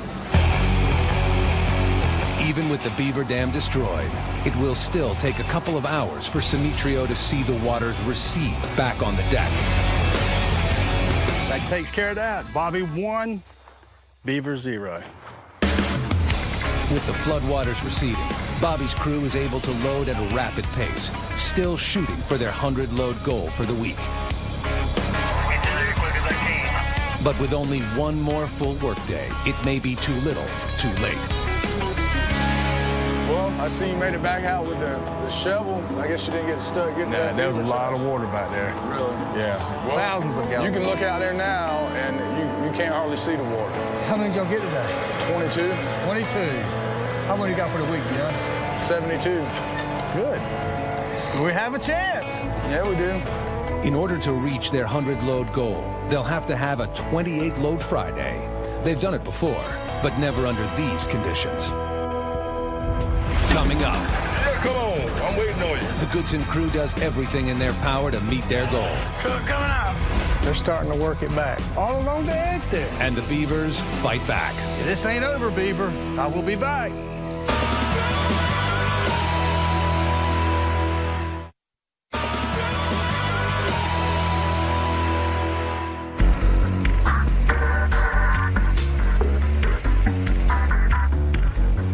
The water dropped a lot. Did it? Good. A lot is riding on this final day of the week at the Smith Tract. Somehow, Goodson's all-terrain has to haul 28 loads to the mill to reach their weekly goal of 100. Yeah, we're trying to get some loads out today. I'm going to try to get at least 3. 10 for them. With the wet road problems behind them and wood stacking up, they have a chance at hitting their goal and getting their prized bonus meal. Yeah, come on. I'm waiting on you. Coming out, truck coming out. Kind of slick, ain't it? Yep, but the water's gone. Yep. Meanwhile, on the other side of the Smith Tract, Bobby and John Deans of Corbett Timber returned to the beaver dam they destroyed the day before to check on the water level. See if they started their construction project back. Yeah. Wasn't this all water last time right through here? Yeah, all this was flooded. I can't believe how much water's gone. Yeah, well, basically from here all the way back to where Simitrio's cut. Well, we've probably saved a lot of trees. Yeah. The water has receded, but the beavers are already busy rebuilding. See, right back there, there's sticks and stuff pushed up. Bobby will have to continually monitor the site for rising water. They're starting to work it back. That's what kills me is how they push dirt. Little bulldozers. Well, they've already holding back about a foot of water. All along the edge there. Yeah. And they'll continue building it till it was like it was. Bobby may have won the battle, but the war is far from over. We'll worry about these jokers next week. This ain't over, Beaver. I will be back. They are something else. How load count look this week? Look pretty good? By early afternoon, the load count is at 15. And with only a few hours left in the day, it's looking doubtful that they'll haul the 13 needed to make their 100-load goal. We should have hit low 90s. Not quite 100, but low 90s. That's still good, man, compared to the week we had. Dave has to give Bobby the bad news. Well, we had a pretty crappy week this week. How many loads we get? 91. Well, that's good. You got 91. The way the week was starting, it didn't look like that was going to happen. Well, we did good. Y'all did good. At 91 loads, the Goodson crew is 9 short of their goal. Bobby will barely make a profit this week, and in the near future, he will have to fight to survive in the swamp. Regardless of his recent troubles, Bobby is proud of what his crew was able to accomplish under such tough conditions. Everybody has busted their tail the last few weeks. You want to cook something? Yeah. Can you make a stew? Yeah. I tell you what, I've had my granny used to make just a homemade beef stew. Yeah. If you get 76 loads, you get a can of potted meat. But if you get a little less than 100, you get a beef stew. Now, if you get over 100, we're talking about steak, you know, lobsters, shrimps, bunch of good stuff. Are they setting out the food tent? I didn't think we got 100 loads this week. That looks good. I guess we didn't get 100 loads this week. I'm gonna head on over there. I reckon David messed up on the load count. We tore a beaver dam out yesterday. They've already got the water stopped again. No unemployment in the beaver world. No, sir. Those cats are working. Well, you requested stew, and I came through for you. Oh, yeah. David is our on-the-job cook, loader / chef. It's been a good end to a rough starting week. Everybody has really busted their tail, and we've all worked hard, and circumstances out of our control is what's been holding us up. But I can see that we're going to be getting 100 loads in the next few weeks, so I decided to go ahead and give you all a prep meal. Let's say the grace, and we'll eat. Dear Lord, thank you for this day. Thank you, dear God, for all that you do for us. I pray, dear Lord, that you bless the food, watch over us, keep us safe, give us wisdom, dear God. For in your son's precious name we pray. Amen. Yeah, I was really shocked when I got into the woods today, found out that Bobby treated us to dinner. Bobby's really good to us, he really is, you know, and we can't ask for a better boss. Trimmed all the fat off of it, but I skimmed the fat off the top, too. I dépouillaged it. You did what? That's a French term. For defatting? Yeah. If this is healthy here, I can eat healthy. Is this healthy? Yes, it is. I mean, well, I can see the light at the end of the tunnel. Who's got a Coke? How did y'all enjoy that stew? Hey, is that what's left of the stew? That's it. That's the lean meat that we cooked for you. Awesome belly soup. Gourmet day. Look at him. Catch this. Come on, Dave.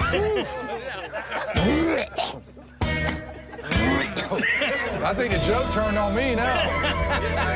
If you want to see what's going on in the swamp, go to discovery.com/swamp loggers. On this episode of Swamp Loggers, I hope this makes it better than the last. 10-4. Bobby and his crew have had several bad weeks in the swamp. Hurry up. I'm coming out.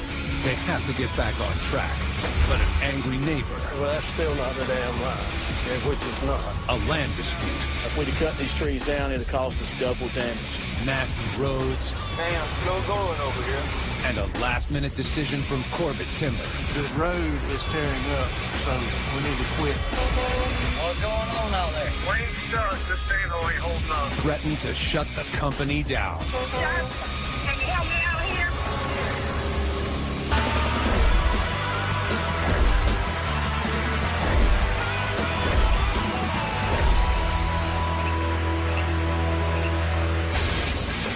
The crew of Goodson's all-terrain has been battling the swamp for weeks. After a 5-mile road crippled Bobby and his crew, We're losing these roads. We're losing them. Cape Fear here? Yeah. Corbett Timber opened up a shortcut out of the swamp. It's going to be a better road to get into the timber. The truckers were finally able to get loads out to the mill. Truck coming out. But it was too little, too late. We've wasted way too much money here. For the 8th week in a row, the crew was unable to reach the 100-load weekly goal Bobby needs to keep his company afloat. We're gonna try to tighten up a little bit this week. It is a new week in the swamp, and with it come new possibilities. I hope this week will be better than last. After weeks of dismal load counts, Bobby's operation can't afford another week of lost profits. As the truckers arrive in the swamp, Justin lets them know how many loads they need for the day to start to get back on track. We have to get at least 18 loads because we're in good wood and the road's good now. And we need to start having, we need to start picking it up since we had such a crappy last month. I mean, we got some of the best truckers around, and the last few weeks being so bad, I think they feel bad, and I just need to keep them focused and, so we can turn this losing streak around. If we can get at least 18, as long as the mills ain't got us tied up on quota, we could have good weeks, especially in the wood we're on now. So I appreciate it. All right. All right, you're out of here. Good to go.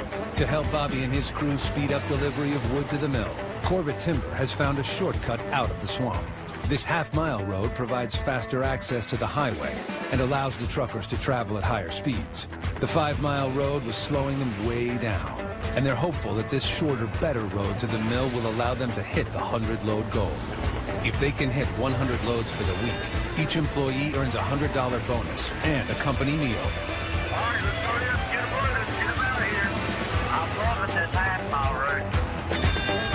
While Justin keeps things moving in the swamp. What you have to replace, all the top leaves? 75 miles away at headquarters, Bobby starts the day at the shop and checks in with his main mechanic, Doug. Got some bad news for you. I got another job. I got some bad news from Doug today.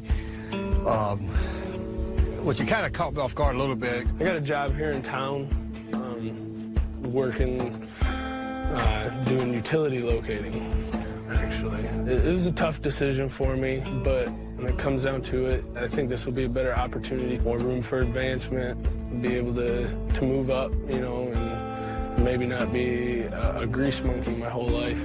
I like doing what we do, you know, but you know as well as anybody that it's a hard life, and it's hard on your body.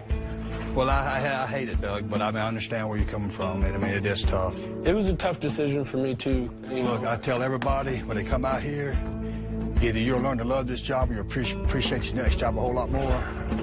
And most of the time, they appreciate the next job a whole lot more. Yeah. I'm gonna miss you, man.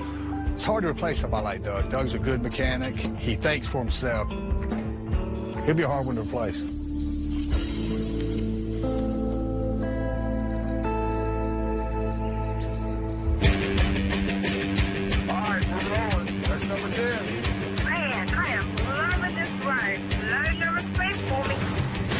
Back in the swamp, the crew works like a well-oiled machine. Cutting, pulling, and stacking cypress, tupelo, and gum trees. All right, you're out of here. Good day. Then hauling them to the mill. That's a pretty wood. Keep it coming. Simitrio is a few days away from cutting the remaining trees on this 70-acre tract. But in the swamp, plans can change in an instant. I think we can try to get some information. Corbett Timber's John Deans and Leslie Davis have been called out by a neighboring landowner. Hey, Sam. How are you? Good to see you. Good to see you. Came out here today to Bobby's job and to meet Sam Porter. He is the adjoining landowner, and he is basically got a line dispute with us. Okay. That's not far from where we were a while ago. Then. Yeah, we just walked down there to see if... Yeah, well, that's still not the damn line, which is not. Yeah. Corbett's got some area marked that may be the Porters and vice versa. Somewhere along here, there's a road went through a swamp, which went right down the line, all right? Not claiming a whole lot of land. He just says that the line's running from the upper corner down to the river at a wrong angle. The Corbett deed states that the property line runs at one angle, while the Porter deed states that the line runs at a slightly different angle, leaving a disputed area of wood worth $10,000. One of these, I think it's that outside. Okay.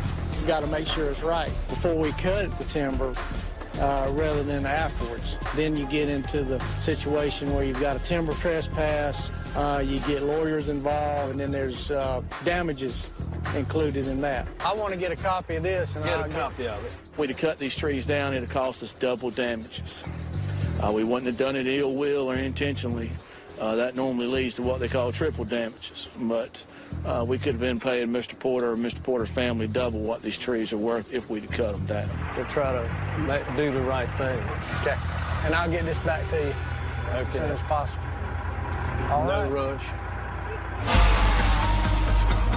With the property line in dispute and Simitrio continuing to cut at a fever pitch, Corbett Timber's priority is avoiding a timber trespass. Simitrio, you got a copy?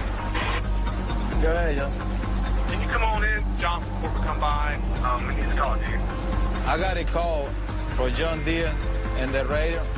Usually that is no good news. Hey, Simitrio, have you started cutting back that way towards that other line yet? No, recently. Okay, when you cut that way, I need you to hold up at least 300 feet back from where that yellow painted line is. It's very important for everybody to maintain the boundary lines. And at this point, We don't have a definite boundary for him to cut up to. If Simitrio is forced to stop cutting, it's only a matter of days before there will be no wood left to haul to the mill, forcing Goodson's all-terrain to shut down. All right, I'll talk to you later.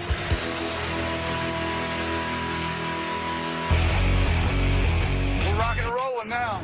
All right, line number 4. As the day progresses, the half-mile access road continues to work in the crew's favor. That's load number 16. We're posted at 18 load goals today. Have y'all figured out where the sideline is going to be? Finally, Bobby arrives in the swamp and immediately has to deal with the hot issue of the day. Sam Porter, the neighboring landowner, stops by to make sure Bobby doesn't cut anywhere near his property. How you doing? How are you? Let's see what we got here. Sam, This is not much of a dispute. Okay. All right, this is the line based on the Porter deed. This thing here hadn't been challenged by anybody. Yeah. And this is right, you know, regardless. This line dispute's more serious than I thought. Sam Porter is not interested in backing down one bit. This kind of thing could take weeks to sort out, and I just hope they get it sorted out, because if they don't, this whole operation could come to a grinding halt, and I might have to send my guys home. Concerned by the tone of his meeting with Sam, the adjacent landowner, Bobby heads to the edge of the property to assess the situation. We need to try to get an idea where the other man's property is, because I don't want to make him mad. Aha! It would make sense that this would be the line, being there's a road here. But apparently, the other man doesn't agree with this. This yellow paint is supposed to be Corbett's line. This is where the disagreement comes into play. The adjacent landowner on this side is thinking Corbett's line should be 300 feet over. So he can continue working, Bobby takes Sam Porter's claim into account and creates a buffer of 300 feet from where Sam says the property line starts. He uses bright pink ribbons to indicate to Simitrio how far he can cut. I thought Simitrio had at least a week of cutting, but now that I had to go down there and back the line off 300 feet, he'll probably be done cutting in a couple of days. You know, at the pace these trucks are hauling the wood off the deck, we could be out of wood by the end of the week. Back on the deck, the crew is not concerned that in just a couple of days, they could run out of wood. Leaving a trail up, coming out. With great road conditions finally on their side, they focus on hitting their magic number for the week, 100 loads. All right, you're number 25. You're the last load of the day.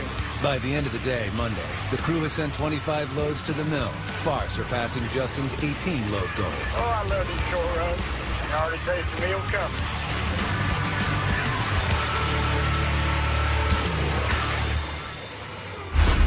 Coming up. The road is tearing up. Conditions in the swamp suddenly go south. What's that? We need to stay off of it. And a decision by Corbett Timber deals the Goodson crew a setback. It takes way too long to get down this road.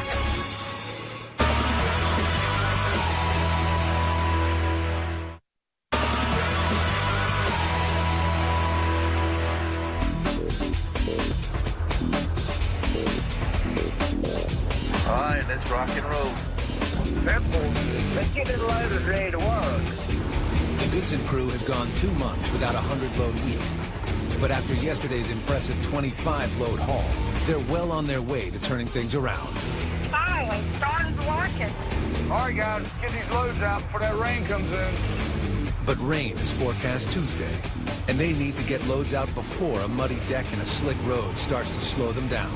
All right, let's get the loads out while the road's still good. All right, let's make it worthwhile. I'll push you my truck for you. All right, he's on the road now.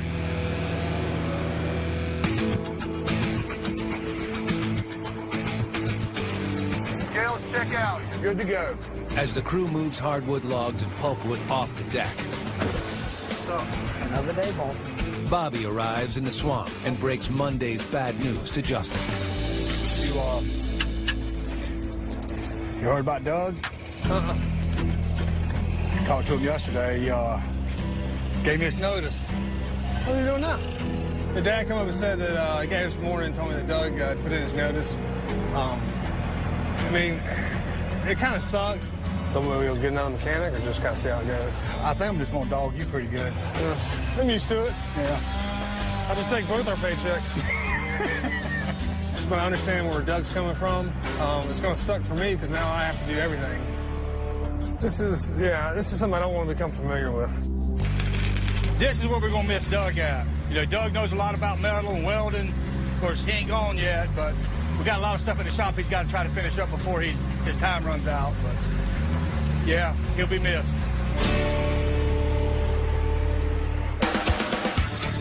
Hey guys, it's getting real nifty out here. We need to drive through this stuff real slow. As the storm clouds start to move in, conditions start to deteriorate on the half-mile road. Hey guys, be careful. I got a section of road I gotta get some sand down on before this rain comes. Man, slow going over here. As the crew breaks for lunch, the news of worsening road conditions brings Corbett Timber's John Deans to the site. The road is tearing up now, so we need to quit for today. Okay. And what's that? If we stay off of it until the rain quits, I think it'll be okay. Get it before it's unfixable. Yeah. We've got to deal with the neighbor. We can use this shortcut as long as we don't tear the road up. But after driving it, it was already getting torn up, so I shut it down. John don't want to haul no more. With the half-mile road shut down, Bobby's only option is to use the dreaded 5-mile road to get loads out to the mill. John came out a few minutes ago, and he told us to stop hauling off the road immediately. We're gutting the road. You know, we just got in the groove after months of fighting bad roads, and now they're going to make us take the 5-mile road out. We're going to lose 5 or 6 loads a day because of that. We're already about to get held up from this property line dispute, and the last thing I need is to be held up from getting more loads out today.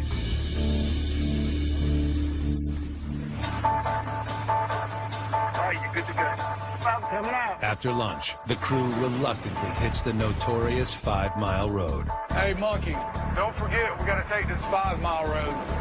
Careful. Can't let the road hold us up. Last week, the crew struggled to get loads out using the much longer and sandy 5-mile road. Come on, truck driver! The soft sand caused the trucks and their loads to sink deep into the road. I got no tracks whatsoever. Load by load, the truckers battled their way out until Corbett Timber gained access to the shorter half-mile road. Man, it's going to take me 30 minutes to get out this rain. Forced to crawl along at 10 miles per hour for 5 miles, the truckers are not excited about the change in route. And in the swamp, time is money. It takes way too long to get down this road. That's 18. I'll take one more for today. Looks like this road never ends. By the end of Tuesday, it's clear that the long road has hurt the crew's load count. They have sent 19 loads to the mill, 6 less than the previous day. However, they do have 44 loads for the week and are on pace to hit 100 by Friday. With the day winding down, deeper in the swamp, Simitrio continues to cut, inching closer to the disputed property line. Simitrio, you got a copy? How much you got left to cut? Is it just that wood behind the loader? Everyone asking me the same question. I know that probably they're really worried about it. I'll help the property line resolve soon. I think it's one more day of wood. Is nothing going wrong? 10-4. Simitrio is guessing he only has a day or so of wood left, and once he's done cutting, with no wood coming out of the swamp whatsoever, that can completely shut us down. If Bobby runs out of wood to haul to the mill, lost revenue and daily operating expenses will set him back $13,000 a day while he waits for the land dispute to be resolved. Up next, hurry up! The Goodson crew does everything they can to hit the elusive 100-load count. What's going on out there? Wayne stuck, this diesel ain't holding on. But the log road continues to fight back.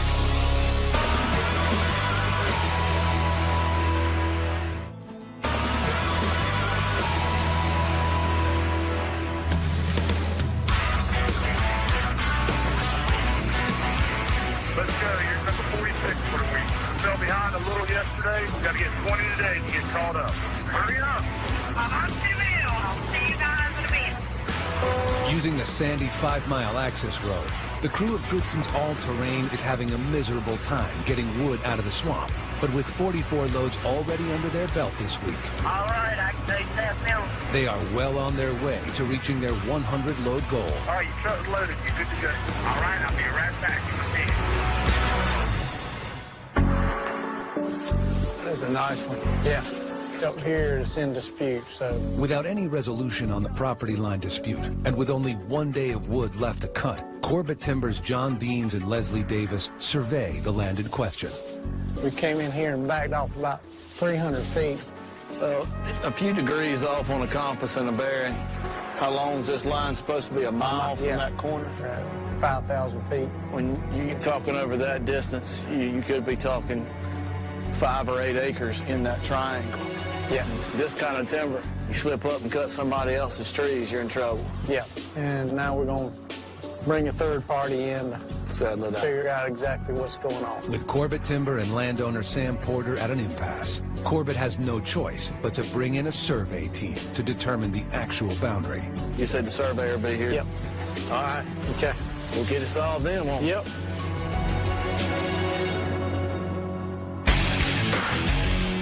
All morning, the truckers have managed to slowly make their way out of the swamp on the sandy 5-mile road.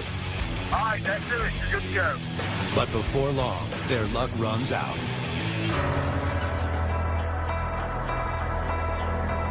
While I was coming out that first driveway, I got stuck.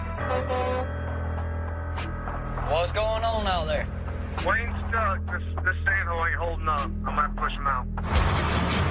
Using the dozer, Justin manages to push Wayne out, but not before another truck gets stuck. Yeah, I'm in the dozer all day today, just trying to keep trucks in and out. So I'm trying to stay in contact with the trucks, you know, who's coming in, who's going out. And so it's just a constant on the radio, trying to find out where everybody's at. Justin, can you help me out here? We're still moving, but the slow buck is still moving. Can't stop. While most trucks have slowly plodded their way along the road, Monkey has come up with his own way to overcome the conditions. Get out of the way, I'm coming through. I don't know what gear he hit it in, but he had to be going 40 mile an hour. And he ended up making it all the way through.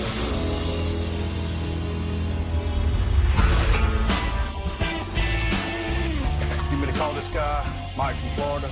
Yes. Back at the Goodson home office, Bobby and his wife Lori discuss a new way to bring in income. After the setbacks of the last few tracks, it made sense to me that I need to try to find some alternate ways of making money. It's going to be about $3,300 for 50,000 pounds of cypress poles. I had a guy that called me from Florida. He needed some cypress to make a fence, and apparently they don't have cypress down there or can't get cypress down there. If Corbett doesn't have a market for wood and I can find a market for it, you know, I'll sell it and we'll split the profits. And if I send that truck down to Florida, we'll make $3,300 for a 25-ton load of cypress pulpwood. Talk to you later. Bye. How many miles did you say it was? 600 miles times.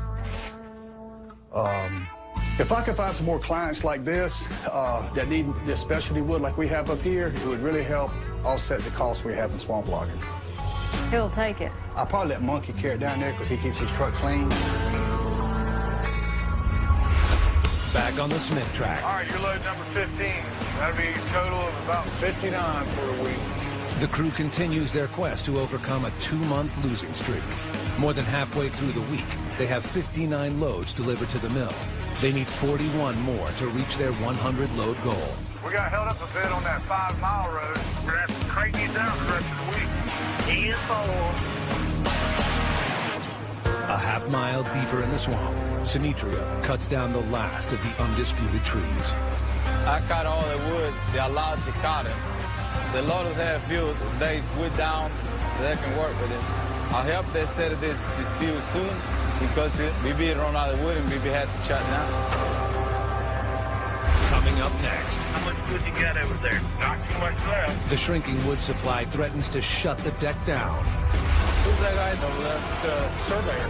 As the property dispute drags on.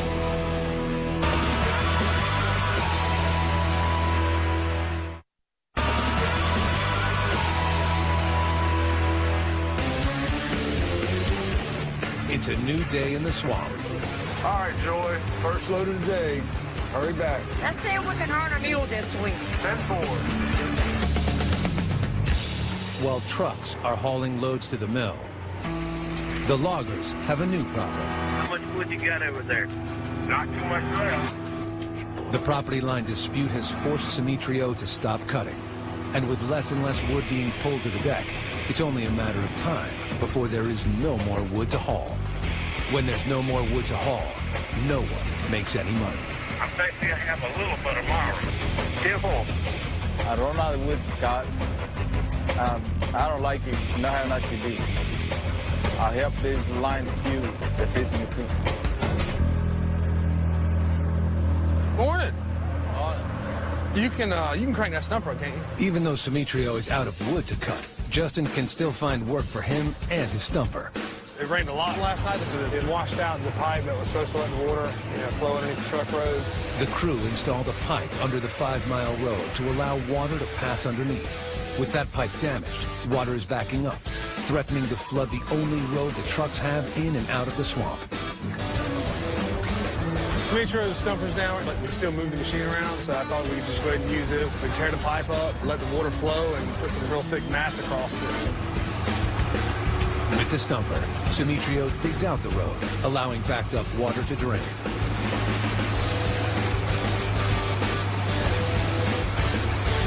As Simitrio scoops up the remains of the broken culvert, Hey, Jim. How much longer? the trucks are backing up. All right, it'll be a couple minutes. They just put the mats down. 10-4.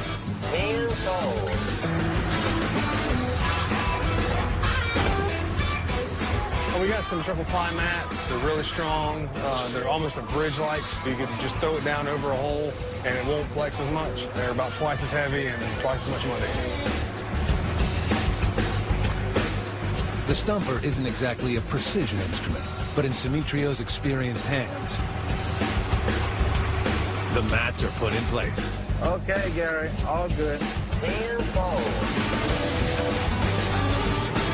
Looking good, Pedro. Looking good. With the road repaired, the trucks can once again haul their loads to the mill. Wow, this road is holding up great today. Ironically, the rain is now helping the drivers. The 5-mile road is made of soft sand, which when too dry offers little traction and can cause trucks to sink. But when the road gets saturated, the sand compacts, giving the trucks a harder and more reliable surface to drive on. All right, this is going to be a great day. Another minute or two quicker would have been all right. I got you. And while the trucks head off to the mill, Bobby arrives on deck, eager to get the property line dispute resolved and Simitrio back cutting. Got to get it for him. It's going to take all day to get it out. Who's that guy over there? The surveyor. The surveyors that Corbett has hired to mark the property line arrive in the swamp. You get a surveyor in with his instruments, and you can exactly put that piece of property where it needs to be on the earth. A surveyor with a laser instrument can survey a line within several hundredths of an inch. Get it that accurate. The survey team uses measurements from the original land deeds, I moved down right there. as well as physical landmarks to determine the exact property line. You know, we're kind of in a jam right now. We got a line dispute, a boundary dispute over here, and right now we have to wait on the surveyors to see where the property line is, and depending on where they mark it, we could be out of wood. And if we're out of wood, we're shut down. The crew now has 68 loads, 32 to go to hit 100 for the week. But the loaders and truckers are slowly starting to run out of the wood stacked on the deck. Do you think we're going to have a shot at that 100, or we don't know yet? Yeah, we just got to wait and see. Study on it just as soon as we do, Al. Yeah, man, I appreciate you fellas hustling today and getting us what loads we have, guys. We didn't get very many loads yesterday. The 100 this week is looking kind of bad. All right, Dave. Appreciate you loading me up real quick. I'm see if I can get back out of here. Maybe with Rowley, I can pick it back up to 24, 25 loads. That will help our load count for the week. But the load count isn't the only thing on everyone's mind. Oscar, hear about our buddy Doug? I ain't heard about that. I heard a little sketches. I didn't know if it was true or not. Yeah. Maybe if we get 100 loads this week, we'll do a benefit lunch for him to send him on his way. Whenever the crew reaches 100 loads, Bobby rewards them with $100 and a free meal cooked by Chef Dave. Maybe to be good enough, he'll change his mind. Elbow. Well, look, a guy called me from Florida. He needs at least 50 pieces of cypress. He's gonna make some kind of fence with it or something. And because you keep your truck clean, which it ain't clean now, but you normally keep your mess clean and ready to go. Do you want to carry it down there? Yeah, yes, sir. I'll be doing it. Bobby asked me to go to Florida. I've never been down there before, and I'm kind of looking forward to doing it. You know, you're welcome to get a motel, and I'll give you the money for all that stuff. I get paid about a mile, so however far it is down there, I'll get paid just like we haul around here. I'm sure he'll look out for me. Bobby's a good man. He's not going to send me all the way down there that far for nothing. I'm sure he's going to look out for me. We'll try to get the trailer loaded, ready to go, and then if you want to leave Friday morning to head down there, that'd be cool. All right. We'll get Justin to carry the pressure washer out there. All right. So I can wash it. I had it clean, I was sweating. I know it. Monkey got this haul because he is good about keeping his rig clean, keeping everything up to snuff like it should be, and he's going to represent us, you know, for 1,200 miles on down Interstate 95. So I want the truck to look good. And so he got the haul, and he'll get about $600. He'll do nice off this load. We'll see you, Monkey. All right, DJ, back on in. Got a copy, Dave? Yeah. How many you got out so far? Next to make 26. That is great. 26 loads is kind of bittersweet. On the one hand, we're making money and hauling wood, but then on the other hand, we're clearing the stacks of wood on the deck, and I just hope that we don't clear all this wood out before they get this property line dispute settled. Y'all just keep it up, and we'll see y'all in the morning. Hopefully the sun will shine tomorrow. At 4 in the morning.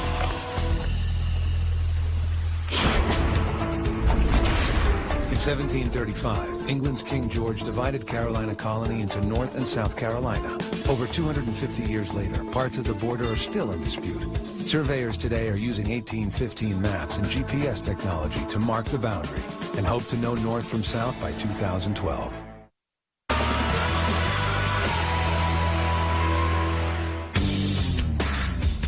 It's 6 a.m. Friday morning. The crew gets in early, dead set on cranking out 15 more loads to hit 100 for the week. Everyone wants $100 and a big meal to end the long week. What's the load count for the week so far? 85 so far. Still looking pretty strong for getting that bonus. I hope we get 100. I'm looking forward to a big route. Let's get 100 loads first. Morale is high, but no one knows if there's enough wood stacked on the deck to fill 15 truckloads. Hey, Charlie, how you guys doing on wood? I'm hoping to land some pace. With Simitrio no longer cutting due to the property line dispute, the skidders are almost out of wood to drag back to the deck. Well, let's just keep our fingers crossed. Meanwhile, a half mile away.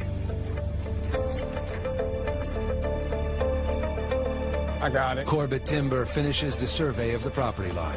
All right, I've already computed where the new corner will be back here. Okay. There was a line dispute between Corbett and the Porter tract. Come to find out, we were both wrong. Corbett's survey team found that the property lines on both the Corbett and landowner Sam Porter's deeds were incorrect, leaving the actual property line undefined and open to interpretation. Neither Corbett nor Sam Porter was right. We're going to show this to Mr. Porter and see if we can get this resolved once and for all and get Bobby back to work. Back at the Goodson shop. Wanted to hold it up, so I disconnected it from... Can't we just leave the hose? Doug spends his remaining time at Goodson All-Terrain, getting Bobby's newest purchase, a used clam bunk, ready for duty in the swamp.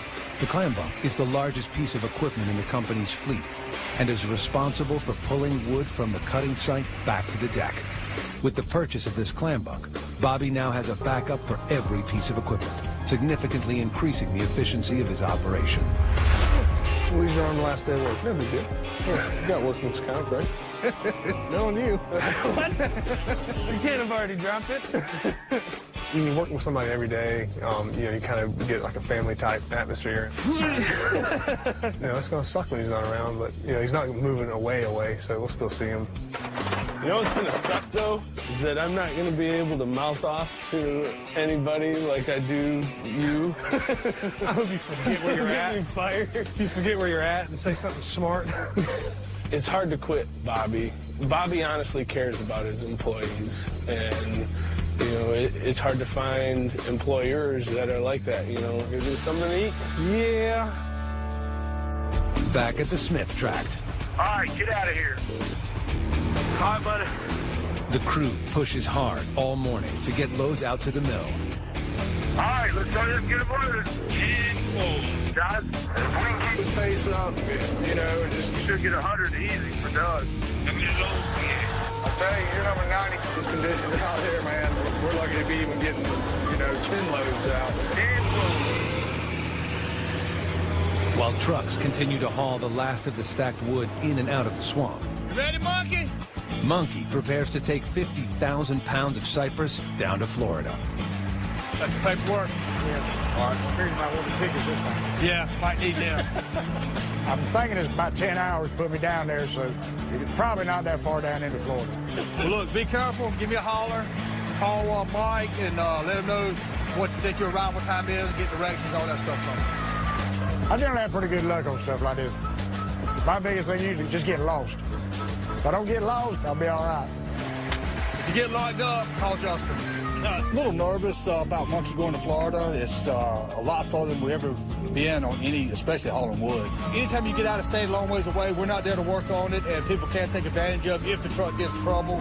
So I'm kind of anxious. I feel a lot better when he gets back, but it's exciting too.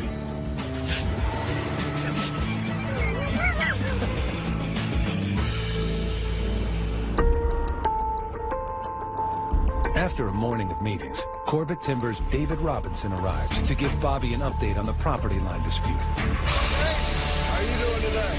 Any good news? Well, no bad news. That's good. We've entered into a line agreement with Mr. Porter. We've got a verbal commitment. The line agreement means that we didn't take their version, we didn't use our version, we split the difference. Corbett Timber and Sam Porter have agreed on a new property line, freeing up the remaining portion of the Smith tract for Simitrio to cut. We actually put a brand new line in. Sam agreed to it, we agreed to it. We drew a line agreement up and we registered in the courthouse. And so now it's written in stone, so to speak. And that's not the only good news for Bobby and his crew. So they more or less told us that we've got a verbal commitment. We can cut Mr. Porter's property and pull it right here to this deck. There are some logs in there, so... Sam Porter has offered Corbett Timber and Bobby the opportunity to log the timber on his property. And he's also approved hauling his timber to the Goodson's current deck on the Smith tract, saving Bobby $6,000 in moving costs. When Sam decided to cut his timber, that was a godsend because it's right beside where we're at. We don't have to move anything. All Smitter's got to do is just start cutting on Sam's timber. And we're actually going to put the wood right back here to the old deck to be able to find another truck of timber right where we're at. It worked out good for us. With the stacked wood dwindling on the deck, Simitrio wastes no time and heads out to Sam Porter's land. Okay, Simitrio, this side's Corbett. This side's Porter. Okay. And all the wood for that track will be separated to this one and this one separated for the other one? Yes. Yeah. Water's kind of high in the river. Right away, they spot a small but typical obstacle, a beaver dam. Oh, yeah. Beaver dam. Goodson's all-terrain is no stranger to beaver dams. The dams back up water and flood the area, killing timber and making it impossible for Bobby's machines to work. So before Simitrio can cut, he has to destroy the dam. Using the 8,000-pound head of his feller buncher, Simitrio breaks up the dam, and thousands of gallons of water rush out. So this is the lake because the water is probably about 2 or 3 foot in the deep. That kind of water we cannot work in this too deep. We had to get rid of the water to work.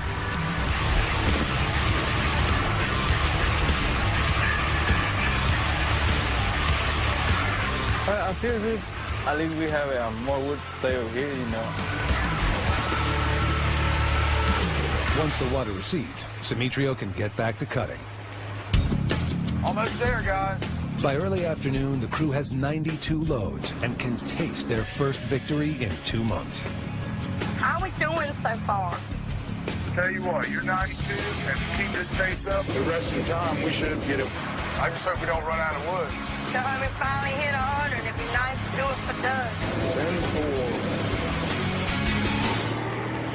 Coming up. 6 more to go, guys. The race to reach the 100 loads enters the home stretch. And an important member of the crew says goodbye. I'm gonna miss you, man.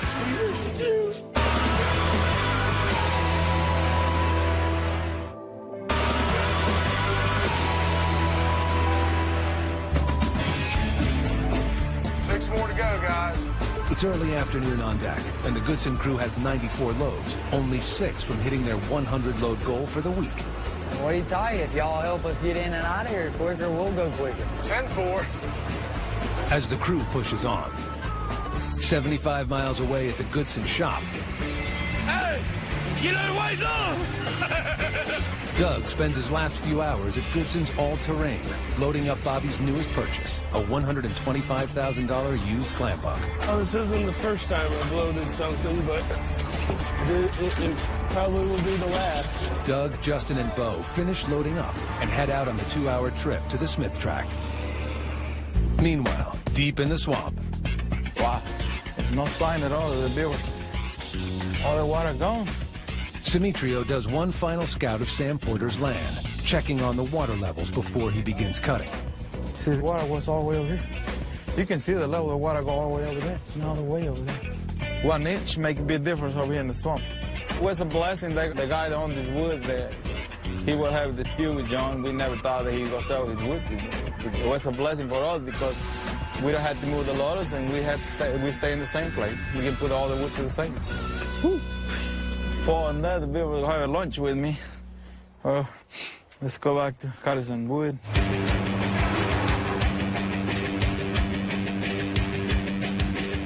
With the new property line determined and fresh wood finally being pulled to the deck. Hey, Sam. How are you? Doing good. Good to see you. Bobby meets again with landowner Sam Porter. You really don't know how much you really saved us. We was just about finished here, and we really didn't have a plan, or I hadn't heard of the plan. But I'm glad y'all worked it out where we could stay here another week or two longer, maybe. Oh, yeah. Well, I'd like mine cut, and I think there's no reason not to just, but then to go ahead and do what you're supposed to do. All right, Sam. I appreciate it, man. Okay. Thank you again. With only a few more loads to go until they reach 100 loads, their bonus and a free company meal, the crew picks up the pace. All right, guys, over 2 more loads. All right, I can take that mill already. All right, truck's loaded. You good to go. All right, 1 more load to go.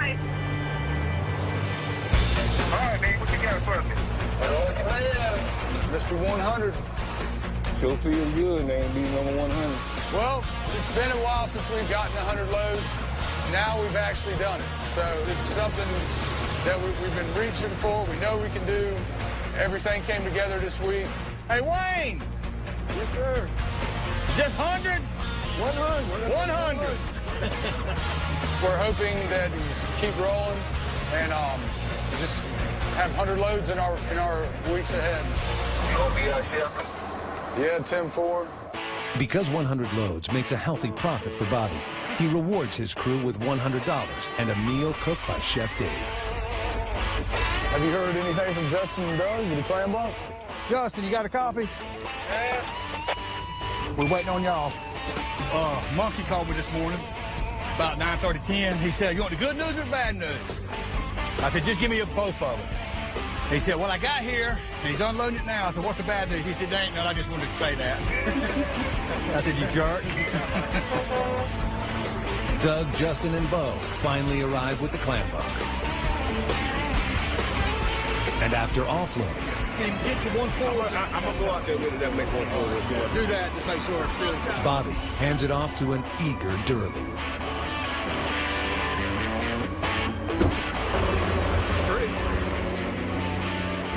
Hope it works. Bobby been talking about getting me a new for a long time, and he finally got me one. And that piece of equipment is great, man. I have to say, everything is tight on it. And well, we're gonna get him to a long pool, and I'm glad that they got it on over here too, cause I think we got about 25 more acres or 30 acres that we got to get, and I think they want to pull it all to this deck here, and we really gonna need it. Hey guys, let's go eat! Don't touch my food. You know we had to kick out 100 for you this week. Appreciate it. The guys knocked out 100 loads this week. It was nice, you know. We got to come down and have one last lunch from Dave and the crew. Everybody, y'all tear up something today, because this is Doug's last day, so we got to work the crap out of him before we leave. All right, guys. We'll see you later. Not to sound, you know, but I think everybody likes me. Like, I lighten up the mood and can usually make everybody laugh. I'm gonna miss you, man. I miss you, jeez. You know, I think I'll be missed.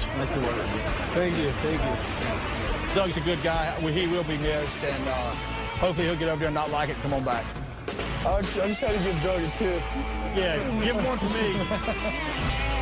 Want to learn more about life in the swamp? Go to discovery.com/swamp loggers.